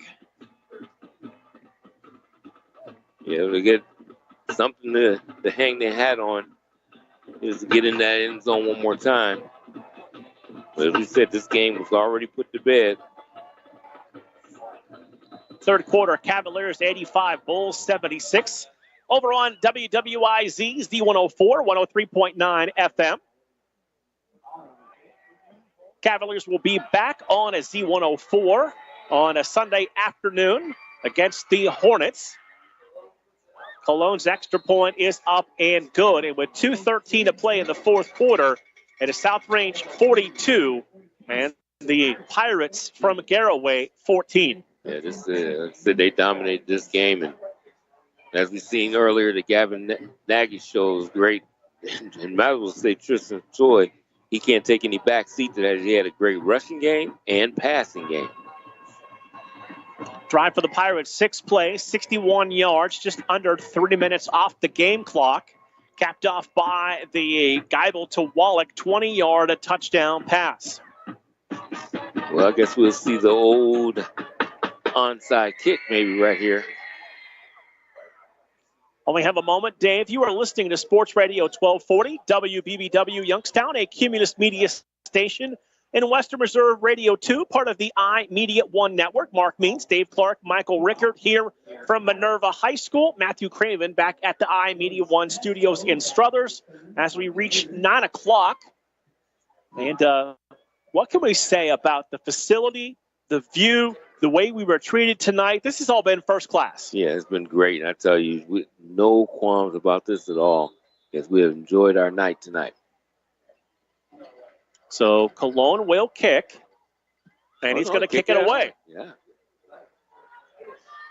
So that's Tommy Titus, who just elects to catch the ball and take a knee at the 14-yard line. So 2:10 to play here in the fourth quarter. We've resumed regular timekeeping at 42-14. Oh, yeah, this is right. Almost forgot. Goes back and forth. Our friends in the PIAA over in Western Pennsylvania, because, we did a game over there earlier this year. Mm-hmm. Well, we did not even half of a game because Mother Nature decided that she didn't want to watch football that night. Yeah, I'm telling you. So that game got washed away. Yeah, it was going on a boat ride. And they're at 30 points. Excuse me, they're at 35 points. But once you resume running clock, you continue with it for the rest of the game. Yeah. So in at quarterback now for the Raiders, that is going to be Nick Toy, number 17. Then Nick Toy will hand the football off to Jackson. In fact, was that Jackson Kosh? Was that 36 on the carry? Mm-hmm. It looked like that's who it was on that one. So Nick Toy is a 6 foot, 150-pound freshman and the heir apparent to his older brother, Tristan Toy, who's been a 2-year starter at quarterback.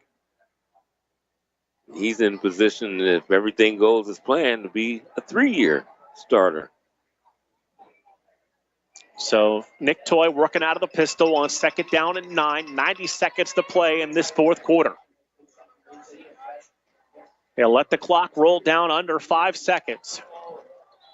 And before they snap the football, we get a procedure penalty. It's going to go on South Range, and that'll be their 6th penalty. 5 on Garaway, 6 on South Range. 11 penalties, not bad this far into the season. It's not bad at all. Not the 28 we saw in week 1. Oh, my goodness. But you know what? That was week 1 for everybody. Yeah, that's true. Referees included. That is absolutely right. So 66 seconds to go here in the fourth quarter. Penalty makes it 2nd and long for the Raiders. You know what's so good about this game, Mark, is when you watch the game, and we're talking about referees, but they're not real. We haven't talked about referees. They've done their job, but they haven't been the story. Yeah, they haven't been the story at all tonight. Love that. So Nick Toy going to go under center. He's going to take that snap and take the knee as the Raiders go into victory formation. They're going to have to snap it one more time here tonight, and 3 straight trips to the regional final for the South Range Raiders. Boy, got something really rolling here and have been. So again, Nick Toy will have to snap the football one more time.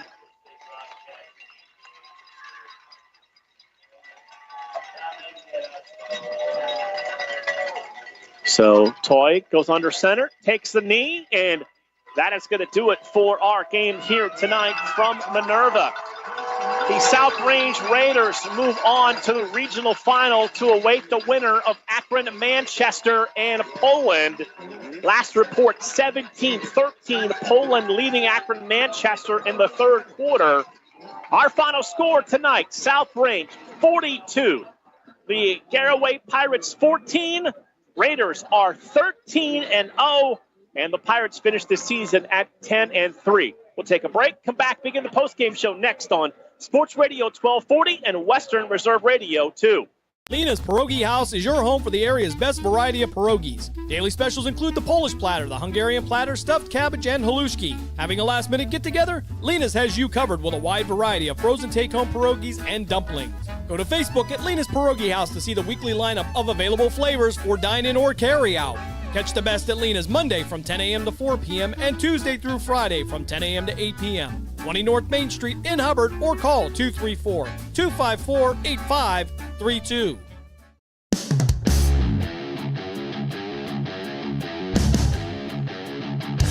Catch all of the spring and summer action of Cleveland Cobras minor league football on the iMedia One Network.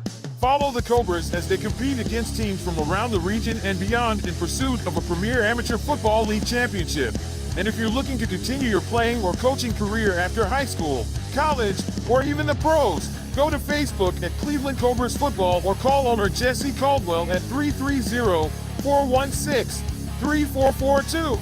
Be a part of the excitement of Cleveland Cobras football. Discount Power Sports at 778 North Main Street in Hubbard is hosting a raffle for a 125cc Ventura ATV. Tickets are $30 each, and 100 tickets are available. For each raffle, when those 100 are gone, a winner will be drawn and a new raffle will begin. Tickets can be purchased at any Hubbard home game or at 778 North Main Street, or by calling 330-717-4441. $1,500 from each raffle will go toward a scholarship for the Hubbard Youth Coalition. Accidents happen. That's why you need Repair That Glass. Specializing in windshield replacement and all other auto glass, we offer a full range of automotive glass repairs. Our technicians can do everything from minor chip repair to a complete replacement. Your windows don't go up or down, they can fix that too, along with custom glass work and antiques. Repair That Glass is a family-run business for over 40 years. Repair That Glass. Call for your appointment now at 330-534-3192. We now return you to the Cleveland Cobras High School Football Game of the Week on the iMedia One Network. Back here to Minerva High School, and we can tell you South Range moving on 42-14 tonight over Garaway. Still no change in the score over at Louisville. It is still Poland 17 and Akron Manchester 13 as they play in the fourth quarter. Final look at the numbers here tonight.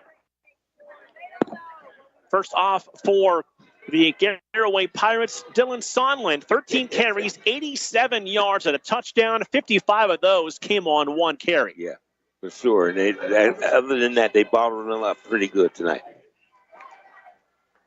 Was Brady Geibel 6 carries for 3 yards. J.S. Wallach had a 1 carry for 2, and they took the running game away. Yeah, completely away from it, and really they like to spread it out so they can run.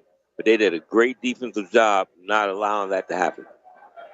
Passing numbers for Geibel, 6 of 16 for 60 yards and 1 touchdown. His leading receiver was a Bronson Speedy, 3 catches for 20. Wallach had a 1 catch for 20 yards and a touchdown. For the Raiders tonight, I hit the wrong button and I got everything all messed up, Dave. Let's try this again. Tristan Toy, 13 carries for 110 yards and 3 touchdowns rushing. Man. Excellent game there. Aiden Dominguez, 21 carries for 101 yards. Dylan Smesko, 4 for 21. Tristan Toy, I got all excited. Tristan Toy, 13 of 15, 188 yards and a touchdown. And this is an all-around game, Mark. Running the ball and throwing it, he was efficient tonight. Gavin Nagy, a breakout game for the senior. 11 catches for 166 and a touchdown. And that's when you want to do it on this stage to show what you have. And these seniors came forward and played. And we can also let you know Poland is now pulling away from Manchester. 5:43 left in the fourth quarter. 1-yard run by Panos Zipolidis. It's Poland 24, Manchester 13 with about 5 minutes to play. And that one, we'll take our final break from here in Minerva, and we'll wrap it up after this on Western Reserve Radio 2 and Sports Radio 1240. Green light, let's get it. Green light, let's get it. Green light, let's get it. The Mahoning Valley Federals is the area's minor league football team. After only 2 years in existence and an appearance in the league playoff semifinal game, the Federals are looking to add Valley High School and college talent to help take the next step toward a league championship. For more information on how to become part of the Federals' journey, go to Facebook at the Mahoning Valley Federals Developmental Football Team or contact General Manager John Galbraith at 330-540-1099. The Mahoning Valley Federals, honoring the football tradition in the Valley. Lena's Pierogi House is your home for the area's best variety of pierogies. Daily specials include the Polish platter, the Hungarian platter, stuffed cabbage, and halushki. Having a last-minute get-together? Lena's has you covered with a wide variety of frozen take-home pierogies and dumplings. Go to Facebook at Lena's Pierogi House to see the weekly lineup of available flavors for dine-in or carry-out. Catch the best at Lena's Monday from 10 a.m. to 4 p.m. and Tuesday through Friday from 10 a.m. to 8 p.m. 20 North Main Street in Hubbard or call 234-254-8532. Accidents happen. That's why you need Repair That Glass. Specializing in windshield replacement and all other auto glass, we offer a full range of automotive glass repairs. Our technicians can do everything from minor chip repair to a complete replacement. Your windows don't go up or down, they can fix that too, along with custom glass work and antiques. Repair That Glass is a family-run business for over 40 years. Repair That Glass. Call for your appointment now at 330-534-3192.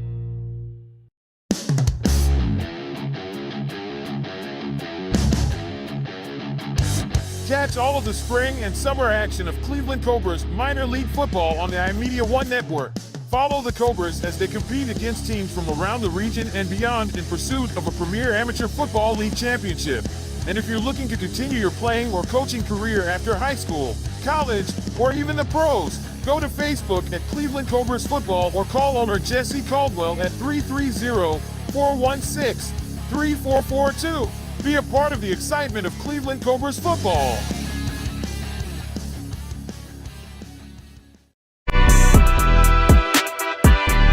We now return you to the Cleveland Cobras High School Football Game of the Week on the iMedia One Network. Back here, one final time from Minerva High School, and well, Dave, the machine rolls on to the regional finals. Yes, it does. And I tell you, when they're on all cylinders, that's what we get. What we got tonight is there's a hard team to stop once they get on a roll. Last report we had from our guys at Louisville, Poland was up 24-13. That game is under 5 minutes. Should Poland hold on, it'll be South Range and Poland for the regional final. Second meeting of the season. Yeah, and they had a great meeting in the first one, so we could see another thrilling game once again.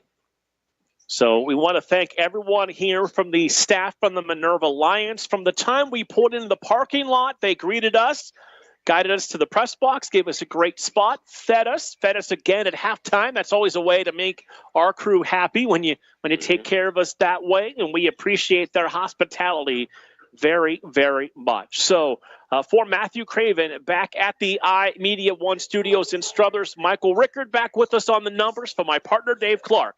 Yep. My name is Mark Means. The Raiders move on to the regional final. They are 13-0 with a 42-14 win over the Garaway Pirates. Have a great weekend, everyone. I don't know if I would want him on the bench during this game, but nonetheless, twin receivers to the far side, twin receivers to the near side. Sharp back to pass. Plenty of time. Fires out in the flats, and it's going to be almost picked off by J.J. Fonda. He had the angle on it, and that would have wrapped up the game with 3:15 left in the game because I'll tell you, Coach, there was nobody in front of him. I thought he had that one. I thought he was off to the races, and that's what he probably thought. He got to catch the ball first and then go, son. But I'll tell you what, outstanding defense. He timed that perfect. We're going to step aside. Well, we'll wait till after this play. Step aside for a station ID. Twin receivers to each side now parting to the left of Sharp. Yaden Sharp sending a man from left to right. Three-step drop under pressure. Fires it out over the middle. It's going to be intercepted. Fonda gets it this time at the Poland 45-yard line with 3:08 left in the game. J.J. Fonda comes up big here in the fourth quarter. When you are a running team and it forces you to try to throw the ball, this is what happens. And I've said it from the very first start of this season. You can't do that. You got to be balanced because you're going to run into these games where you have to throw the ball and you're just not that good at it. We're going to step aside 10 seconds for station identification. You're listening to WRQX AM 600 The Patriot. WRQX, Salem, Youngstown, Warren. We are AM 600, The Patriot, a Cumulus media station. 3:08 left here, fourth quarter. Poland with a 24-13 lead, and now with the ball after the J.J. Fonda interception at the Poland 45-yard line. Want to welcome everybody who was listening to the South Range Garaway game on Sports Radio 1240 and Western Reserve Radio 2 with Mark Means and Dave Clark. As Poland will take a timeout, 3:08 left here, fourth quarter. We will keep it right here as we start to wind down some of these games. Of course, South Range gets the big win over Garaway, 42-14. And take a look at some other scores from around the area as they keep rolling in now. I want to thank everybody who's sending send us the scores in real time. As at last count, Ursuline with a 21-10 lead over Aurora. Cuyahoga Heights now 21. Warren JFK 13. Central Clarion 35-6 over Farrell. Springfield being shut out in the fourth quarter, 25-0 by Dalton. And again, we have a soft spot for the Springfield Tigers and Coach Guerrero over there. Hickory with a 23-17 lead over Sharon. That in the third quarter, that a close game. Walsh Jesuit in the fourth quarter has a 35-21 lead over Austin Town Fitch. Right now, the Poland Bulldogs with the ball 1st and 10 at their own 45-yard line. 3:08 left here, fourth quarter. The Bulldogs lead by a score of 24-13, and if all holds true, it will be a local matchup next week as the South Range Raiders and the Poland Bulldogs will do it for the second time this season. I'd like to see that at Fitch. I think that would be a neutral site. T formation now. Panos Ippolitis under center. He'll roll out to the far side, hold on to the ball, and he's going to be brought down in the backfield, back at the 35-yard line. Actually, they say his momentum stopped at the 38. So that's going to be a loss of 7 for Poland. 2:55 left here. Clock will continue to run. You'll keep David Zippolitis in at quarterback. We'll go over and talk to Coach Pavlansky on the Poland sideline. Try to bring this one. I take that back. Vito Camaro now coming in as he'll try to dig Poland out of this 2nd and 22 at the 33-yard line. Oh, excuse me. I'd be at the 38-yard line. I was reading the board, not the field. Okay. He wasn't right either. So Kamara under center, T formation. He'll watch the play clock. 6 seconds left on it.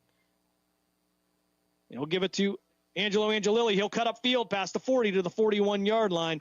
Pickup of 3. It'll be 3rd and 13 now for Poland as we approach the 2-minute mark of the fourth quarter here.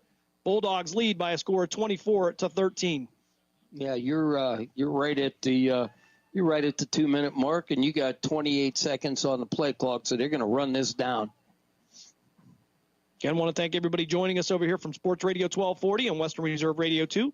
Mark Means, Dave Clark bringing you all the action of the South Range Raiders. They continue to roll in that program under head coach Dave Rock. They have been nothing less than impressive as Kamara now under center, back to the T formation. Everybody in tight. He'll hand it off, trying to look for some room off the left side, looking for a block by Panos Ippolitis. Will be Ricky Madeline, brought down in the backfield, down at the 30, they'll call it the 36-yard line. Loss of 5 on the play. And Jay Stefanson might actually end up making the biggest play here of the night. So Manchester going to take a timeout. 1:30 left here in the game. We'll keep it right here as that's 0 timeouts for him, Jim. So Poland with the 11-point lead with 90 seconds left in this game. Poland and South Range, if all holds true, and we believe it will meet next week. Location to be announced. And we'll have to talk about those other guys that cover that South Range team. What other guys? There's no other guys. It's funny because Mr. Means came in and was talking to me about it. And he Did you goes, call him Mr. Means? Yes, Mr. Means. Oh, okay. Yeah, I mean, he's got, I got the age on him, but he got the looks. Anyway, so I told him, I said, you guys lose. He goes, no, that's our team. And I go, no, Jim owns the station. So 90 seconds left on the clock. They'll go into victory formation. Actually, punt formation, excuse me. Stefanson to punt this one away. He'll get it off a high punt, end over end. It'll be fielded at the 32. Brought out to the 35. And a tackle missed by J.J. Fondy. He'll run backwards, back to the 30, and out, and he'll be tripped up at the 35-yard line. Joey Verone with the tackle. 1:17 left here. Manchester trailing 24-13. Just can't let them score quick here. You got to force. So you got to play back on this. Go to safety high and just play center field unless you get trips to one side and walk a linebacker out there, because running it's irrelevant. So that's what you got. Empty backfield, play them deep. Sharp in an empty backfield. 3 receivers to the far side. 3-step drop. Looks out to his right. Fires. Going to be caught by Parton. He'll be knocked out of bounds at the 42-yard line. Clock will stop with 1:12 left here, fourth quarter. Manchester trying to put something together. Yeah, it's just, you know what? Stranger things have happened, but I think Poland's smart enough to, what are we doing here? An eligible man downfield. So didn't see the flag. I apologize. I don't know if there was a flag. I don't think there was a flag. But that call would have come from the umpire, and that will. Number 20, he covered off. 5-yard penalty, first down. Okay, so a rare call there. Both receivers were on the line of scrimmage, meaning the inside receiver was ineligible. Yep. So a mental mistake there by the Manchester Panthers will put them back 5 yards. 1st and 15 now at their own 33-yard line. Empty backfield now is Sharp. Will be in the shotgun. 3 receivers to his left, 2 to the right. Moving left to right on your devices. 3-step drop. Looks out over the middle. That's going to be thrown and dropped at the 48-yard line. He was looking for Trevor Kuzmitz, the 5'9", 135-pound senior, but going to go through his hands.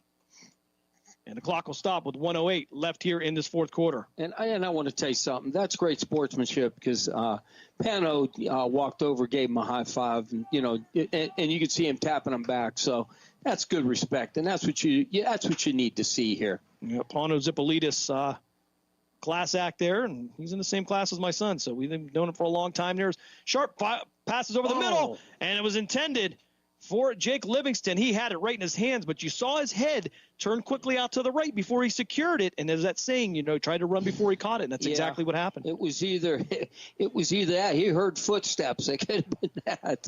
Because I don't know who was bearing down on him, but he was going to get popped if he caught it. When you have Zipolidis and crew out there, and Angelilli and Madeline, you tend to do that. 3-step drop again for Sharp, looking down the far sideline. And Stefanson going to be the nearest receiver. He'll catch it at the 36-yard line. Intercepted by Poland with 57 seconds left.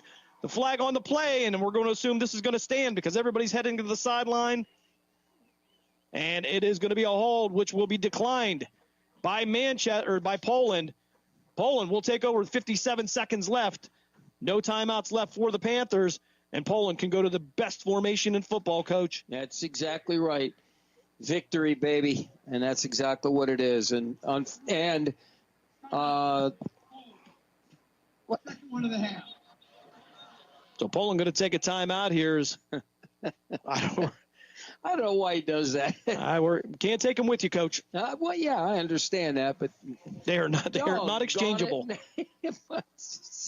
57 seconds left here in this fourth quarter. Poland 24. Manchester 13. Poland looking to move on.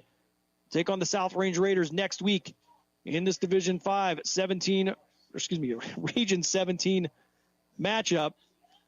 Want to remind you tomorrow coming up at 9 a.m. it'll be the Saturday morning sports page with Pat Lucia and Dave Clark. And that will be followed up at 12:10 by the Grove City Wolverines. Coach DiDonato show will be on at between 12:10 and 12:15, or as we say, 12:10-ish. And they will take on the Westminster Titans tomorrow. Of course, you can hear all the action with our own Mark Means and Chris Birch bringing you all the action on the Wolverine Sports Network. So you're claiming, Mark? Our own? Our own. Victory formation for Poland. 57 seconds left here. 17 left on the play clock. As I don't think there's much trepidation here. It's just going to be a matter of winding this one down. It is all academic, coaches. Kamara will take a knee. Yeah, he's going to have to do one more. Clock continuing to run here. No timeouts for Manchester. If I was the officials, I'd just say spin it. After the slow start in the first quarter, Coach Poland puts it together and has one of the most impressive third quarters we have seen without a score being made. As Kamara takes his knee, the Bulldogs head to the sideline, and they will move on in the Division 5 Region 17 playoffs. They get the victory over the Manchester Panthers by a score of 24-13. And Coach, wow. 11-point difference, but the game felt like it was a lot closer than that the whole time. I'll tell you what, though, that was a great football game. It really was. It just there was some frustrating things, but that's how it goes, and that's just what it is. So I'm curious. I'm thinking either Fitch or Harding Stadium, but I got to believe it's something where it's going to be close. Certainly, we're going to step aside for a timeout. When we come back, we'll have the postgame show here on the Cleveland Cobras High School Football Game of the Week here on City View Sportscast and WRQX AM 600 The Patriot. We're back right after this. Lena's Pierogi House is your home for the area's best variety of pierogies. Daily specials include the Polish platter, the Hungarian platter, stuffed cabbage, and halushki. Having a last-minute get-together? Lena's has you covered with a wide variety of frozen take-home pierogies and dumplings. Go to Facebook at Lena's Pierogi House to see the weekly lineup of available flavors for dine-in or carry-out. Catch the best at Lena's Monday from 10 a.m. to 4 p.m. and Tuesday through Friday from 10 a.m. to 8 p.m. 20 North Main Street in Hubbard, or call 234-254-8532.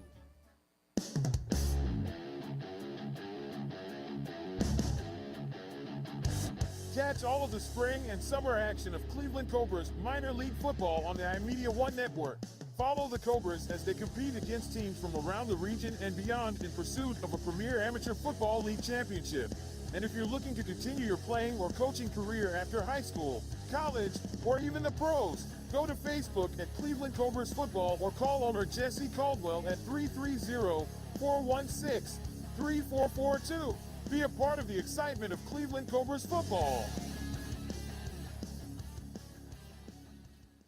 Discount Power Sports at 778 North Main Street in Hubbard is hosting a raffle for a 125cc Ventura ATV.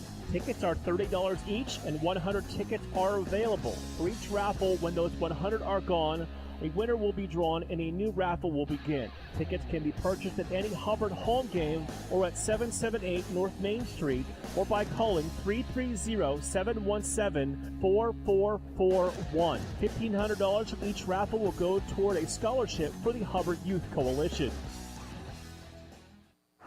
Accidents happen. That's why you need Repair That Glass. Specializing in windshield replacement and all other auto glass, we offer a full range of automotive glass repairs. Our technicians can do everything from minor chip repair to a complete replacement. Your windows don't go up or down, they can fix that too, along with custom glass work and antiques. Repair That Glass is a family-run business for over 40 years. Repair That Glass. Call for your appointment now at 330-534-3192. We now return you to the Cleveland Cobras High School Football Game of the Week on the iMedia One Network.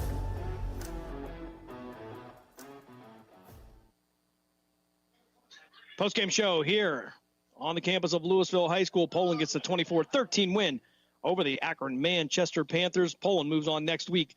They will take on the South Range Raiders in a rematch of a regular season game in which the South Range Raiders obviously won that one. They finished the season undefeated and are undefeated up till now. An exciting matchup coming up and an opportunity for the Poland Bulldogs. Yeah, absolutely. I'll tell you what, it's going to be a big test. You got to play number one, and they played them once, and I think they're going to be ready. I think they're that much better than they played them in the opening. Certainly. Take a look at the scoring recap here. As scoring, we get started with 57 seconds left in the first quarter as Jace Mogg would head into the end zone on a 67-yard touchdown run to put Manchester ahead by a score of 6-0. They would not convert on the extra point. In the second quarter, at 8:41 left, it would be Vito Kamara on a 26-yard run that would get into the end zone. That would get Poland on the board. They would take the 7-6 lead. And also at 5:57 of the second quarter, Angelilli in the end zone on a 4-yard touchdown run. It would make it 14-6 in favor of the Poland Bulldogs. With 1:17 left in the second quarter. It would be Parton into the end zone for Manchester on a 1-yard touchdown run. It would narrow it down to a 14-13 lead going into the locker room. However, with 4 seconds left, before we could get to the locker room, actually, Coach, with 4 seconds left, Jay Stefanson with a 43-yard field goal would give Poland the 17-13 lead going into the locker room. I will get that right. Third quarter, Coach, the Poland Bulldogs, not figuratively, literally, had the ball for 12 minutes in that third frame. Yeah. Could not cash in on a touchdown, but ate up a lot of clock. Doesn't matter. Keep it out of their hands. If they don't have the ball, they can't score. It's the greatest defense you can, and you ate up the whole third quarter. And finally, Poland would get into the end zone with 5:43 left in the fourth quarter. Pano Zipolidis on a 1-yard touchdown dive gives Poland the 24-13 win over the Akron Manchester Panthers. And, Coach, this game was everything we thought it would be. We thought it player for player and offensively, compared formation to formation. Yeah. I mean, it was everything. It was almost Xeroxed. Yeah, everything that we said that when we looked at it on paper said this is what they match up almost identical, and that's exactly what happened. But, again, Poland just a little bit too strong for them, and when you force a team out of their element, that's what happens. So it is what it is. Take a look at some of the numbers here as John Alsop makes his way out. I want to thank him for all the numbers all year long. He sends these to us right in at real time. First downs, Coach, and I'm going to hope this is a great stat if it's true. Poland with 29 first downs. Akron Manchester with 7. Wow. It seemed much closer than that, but it's a very dominating performance. You take that third quarter where they started at the 2-yard line, that's a lot of first downs. Yeah, and that's exactly what happened. Poland, they ran the ball 52 times for 195 yards. Manchester, 24 carries for 142 yards. Poland would average just about 3.8 yards per carry. Manchester, 5.9. Poland, 6 of 11 through the air with 1 interception.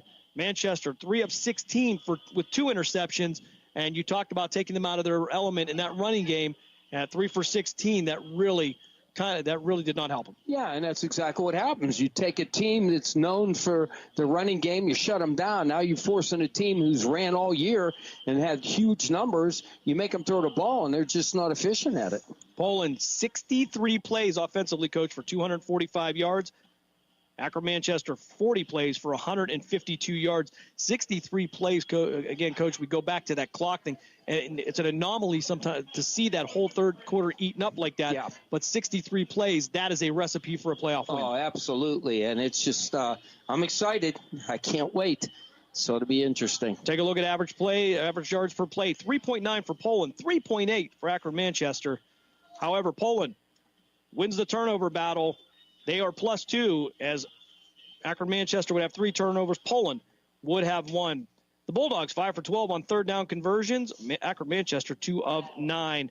And really, the nail in the coffin, so to speak, was Poland. On that fourth down, they were 1 for 4 on fourth down conversions, but the one they did get kept that drive alive at the end of the third quarter and would ultimately set them up for the win. Manchester 0 for 2 on fourth downs. And it was those little things that coaches talk about that really made the difference in this game. Absolutely, absolutely. And it looked like Poland wanted it worse. I mean, that's sometimes that happens. But outstanding job by Poland, the coaching staff, and everybody. I mean, they got it together. They bent, but they didn't break. So, and again, penalties, they were able to calm them down in the second half. So that was a good thing, too. Post-game show continues here on City View Sportscast and WRQX AM 600. We're going to step aside for our last break. When we come back, we will wrap it up. From Louisville, Poland Bulldogs get the 24-13 win over the Manchester Panthers. You are listening to the Cleveland Cobras High School Football Game of the Week here on City View Sportscast and WRQX AM 600 The Patriot, as well as Sports Radio 1240 WBBW Youngstown. We're back right after this. Green light, let's get it. Green light, let's get it. Green light, let's get it. The Mahoning Valley Federals is the area's minor league football team. After only 2 years in existence and an appearance in the league playoff semifinal game, the Federals are looking to add Valley High School and college talent to help take the next step toward a league championship. For more information on how to become part of the Federals' journey, Go to Facebook at the Mahoning Valley Federals Developmental Football Team or contact General Manager John Galbraith at 330-540-1099. The Mahoning Valley Federals, honoring the football tradition in the Valley. Lena's Pierogi House is your home for the area's best variety of pierogies. Daily specials include the Polish platter, the Hungarian platter, stuffed cabbage, and halushki. Having a last-minute get-together? Lena's has you covered with a wide variety of frozen take-home pierogies and dumplings. Go to Facebook at Lena's Pierogi House to see the weekly lineup of available flavors for dine-in or carry-out. Catch the best at Lena's Monday from 10 a.m. to 4 p.m. and Tuesday through Friday from 10 a.m. to 8 p.m. 20 North Main Street in Hubbard or call 234-254-8532. Accidents happen. That's why you need Repair That Glass. Specializing in windshield replacement and all other auto glass, we offer a full range of automotive glass repairs. Our technicians can do everything from minor chip repair to a complete replacement. Your windows don't go up or down, they can fix that too, along with custom glass work and antiques. Repair That Glass is a family-run business for over 40 years. Repair That Glass. Call for your appointment now at 330-534-3192.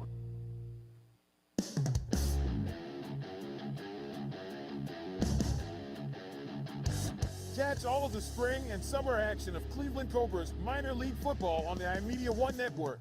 Follow the Cobras as they compete against teams from around the region and beyond in pursuit of a premier amateur football league championship.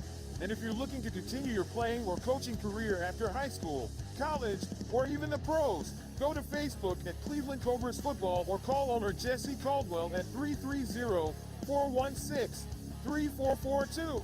Be a part of the excitement of Cleveland Cobras football.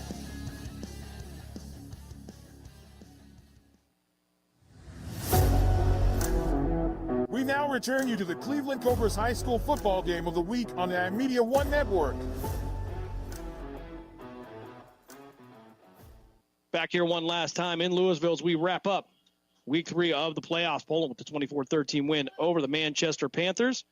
Take a look at some scores from around the valley on the Discount Power Sports scoreboard update. And right now it looks like Ursuline will move on. As at last report, it is a final now. Ursuline with a 29-10 win over Aurora. Cuyahoga Heights, they knock off Warren JFK 21-19. Over in PA, Central Clarion gets the 41-6 win over Farrell. The Steelers season comes to an end. Dalton shuts out Springfield 25-0. Also in Pennsylvania, Sharon with a 31-23 lead over Hickory. And Walsh Jesuit, it is a final. They get the 42-28 win over Austin Town Fitch. Youngstown State ladies basketball, 69-52. The Penguins get the win over Clarion. And the coach you mentioned earlier, the Cleveland Cavaliers in the fourth quarter have a 114-112 lead over Chicago. They're looking to remain undefeated. And in the third period, the Columbus Blue Jackets have a 6-2 lead over the Pittsburgh Penguins. Down at the Cavelli Center in downtown Youngstown, the Youngstown Phantoms have a 4-0 lead over the Cedar Rapids Rough Riders.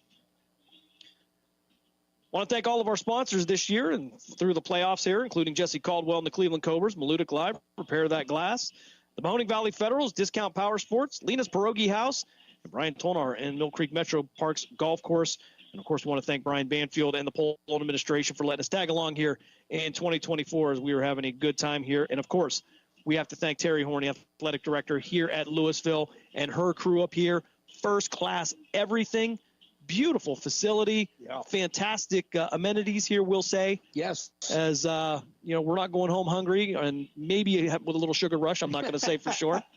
But it has been outstanding here, and we can't thank them enough. I want to encourage you to take a look at our social media all week long on the iMedia One Network on Facebook and WR_radio on Twitter, or X as it is now known, as we will bring you up to date on the schedule for next week as South Range and Poland will get together and do it again in the playoffs. South Range getting the win over Poland in the regular season, and it should be a fantastic matchup.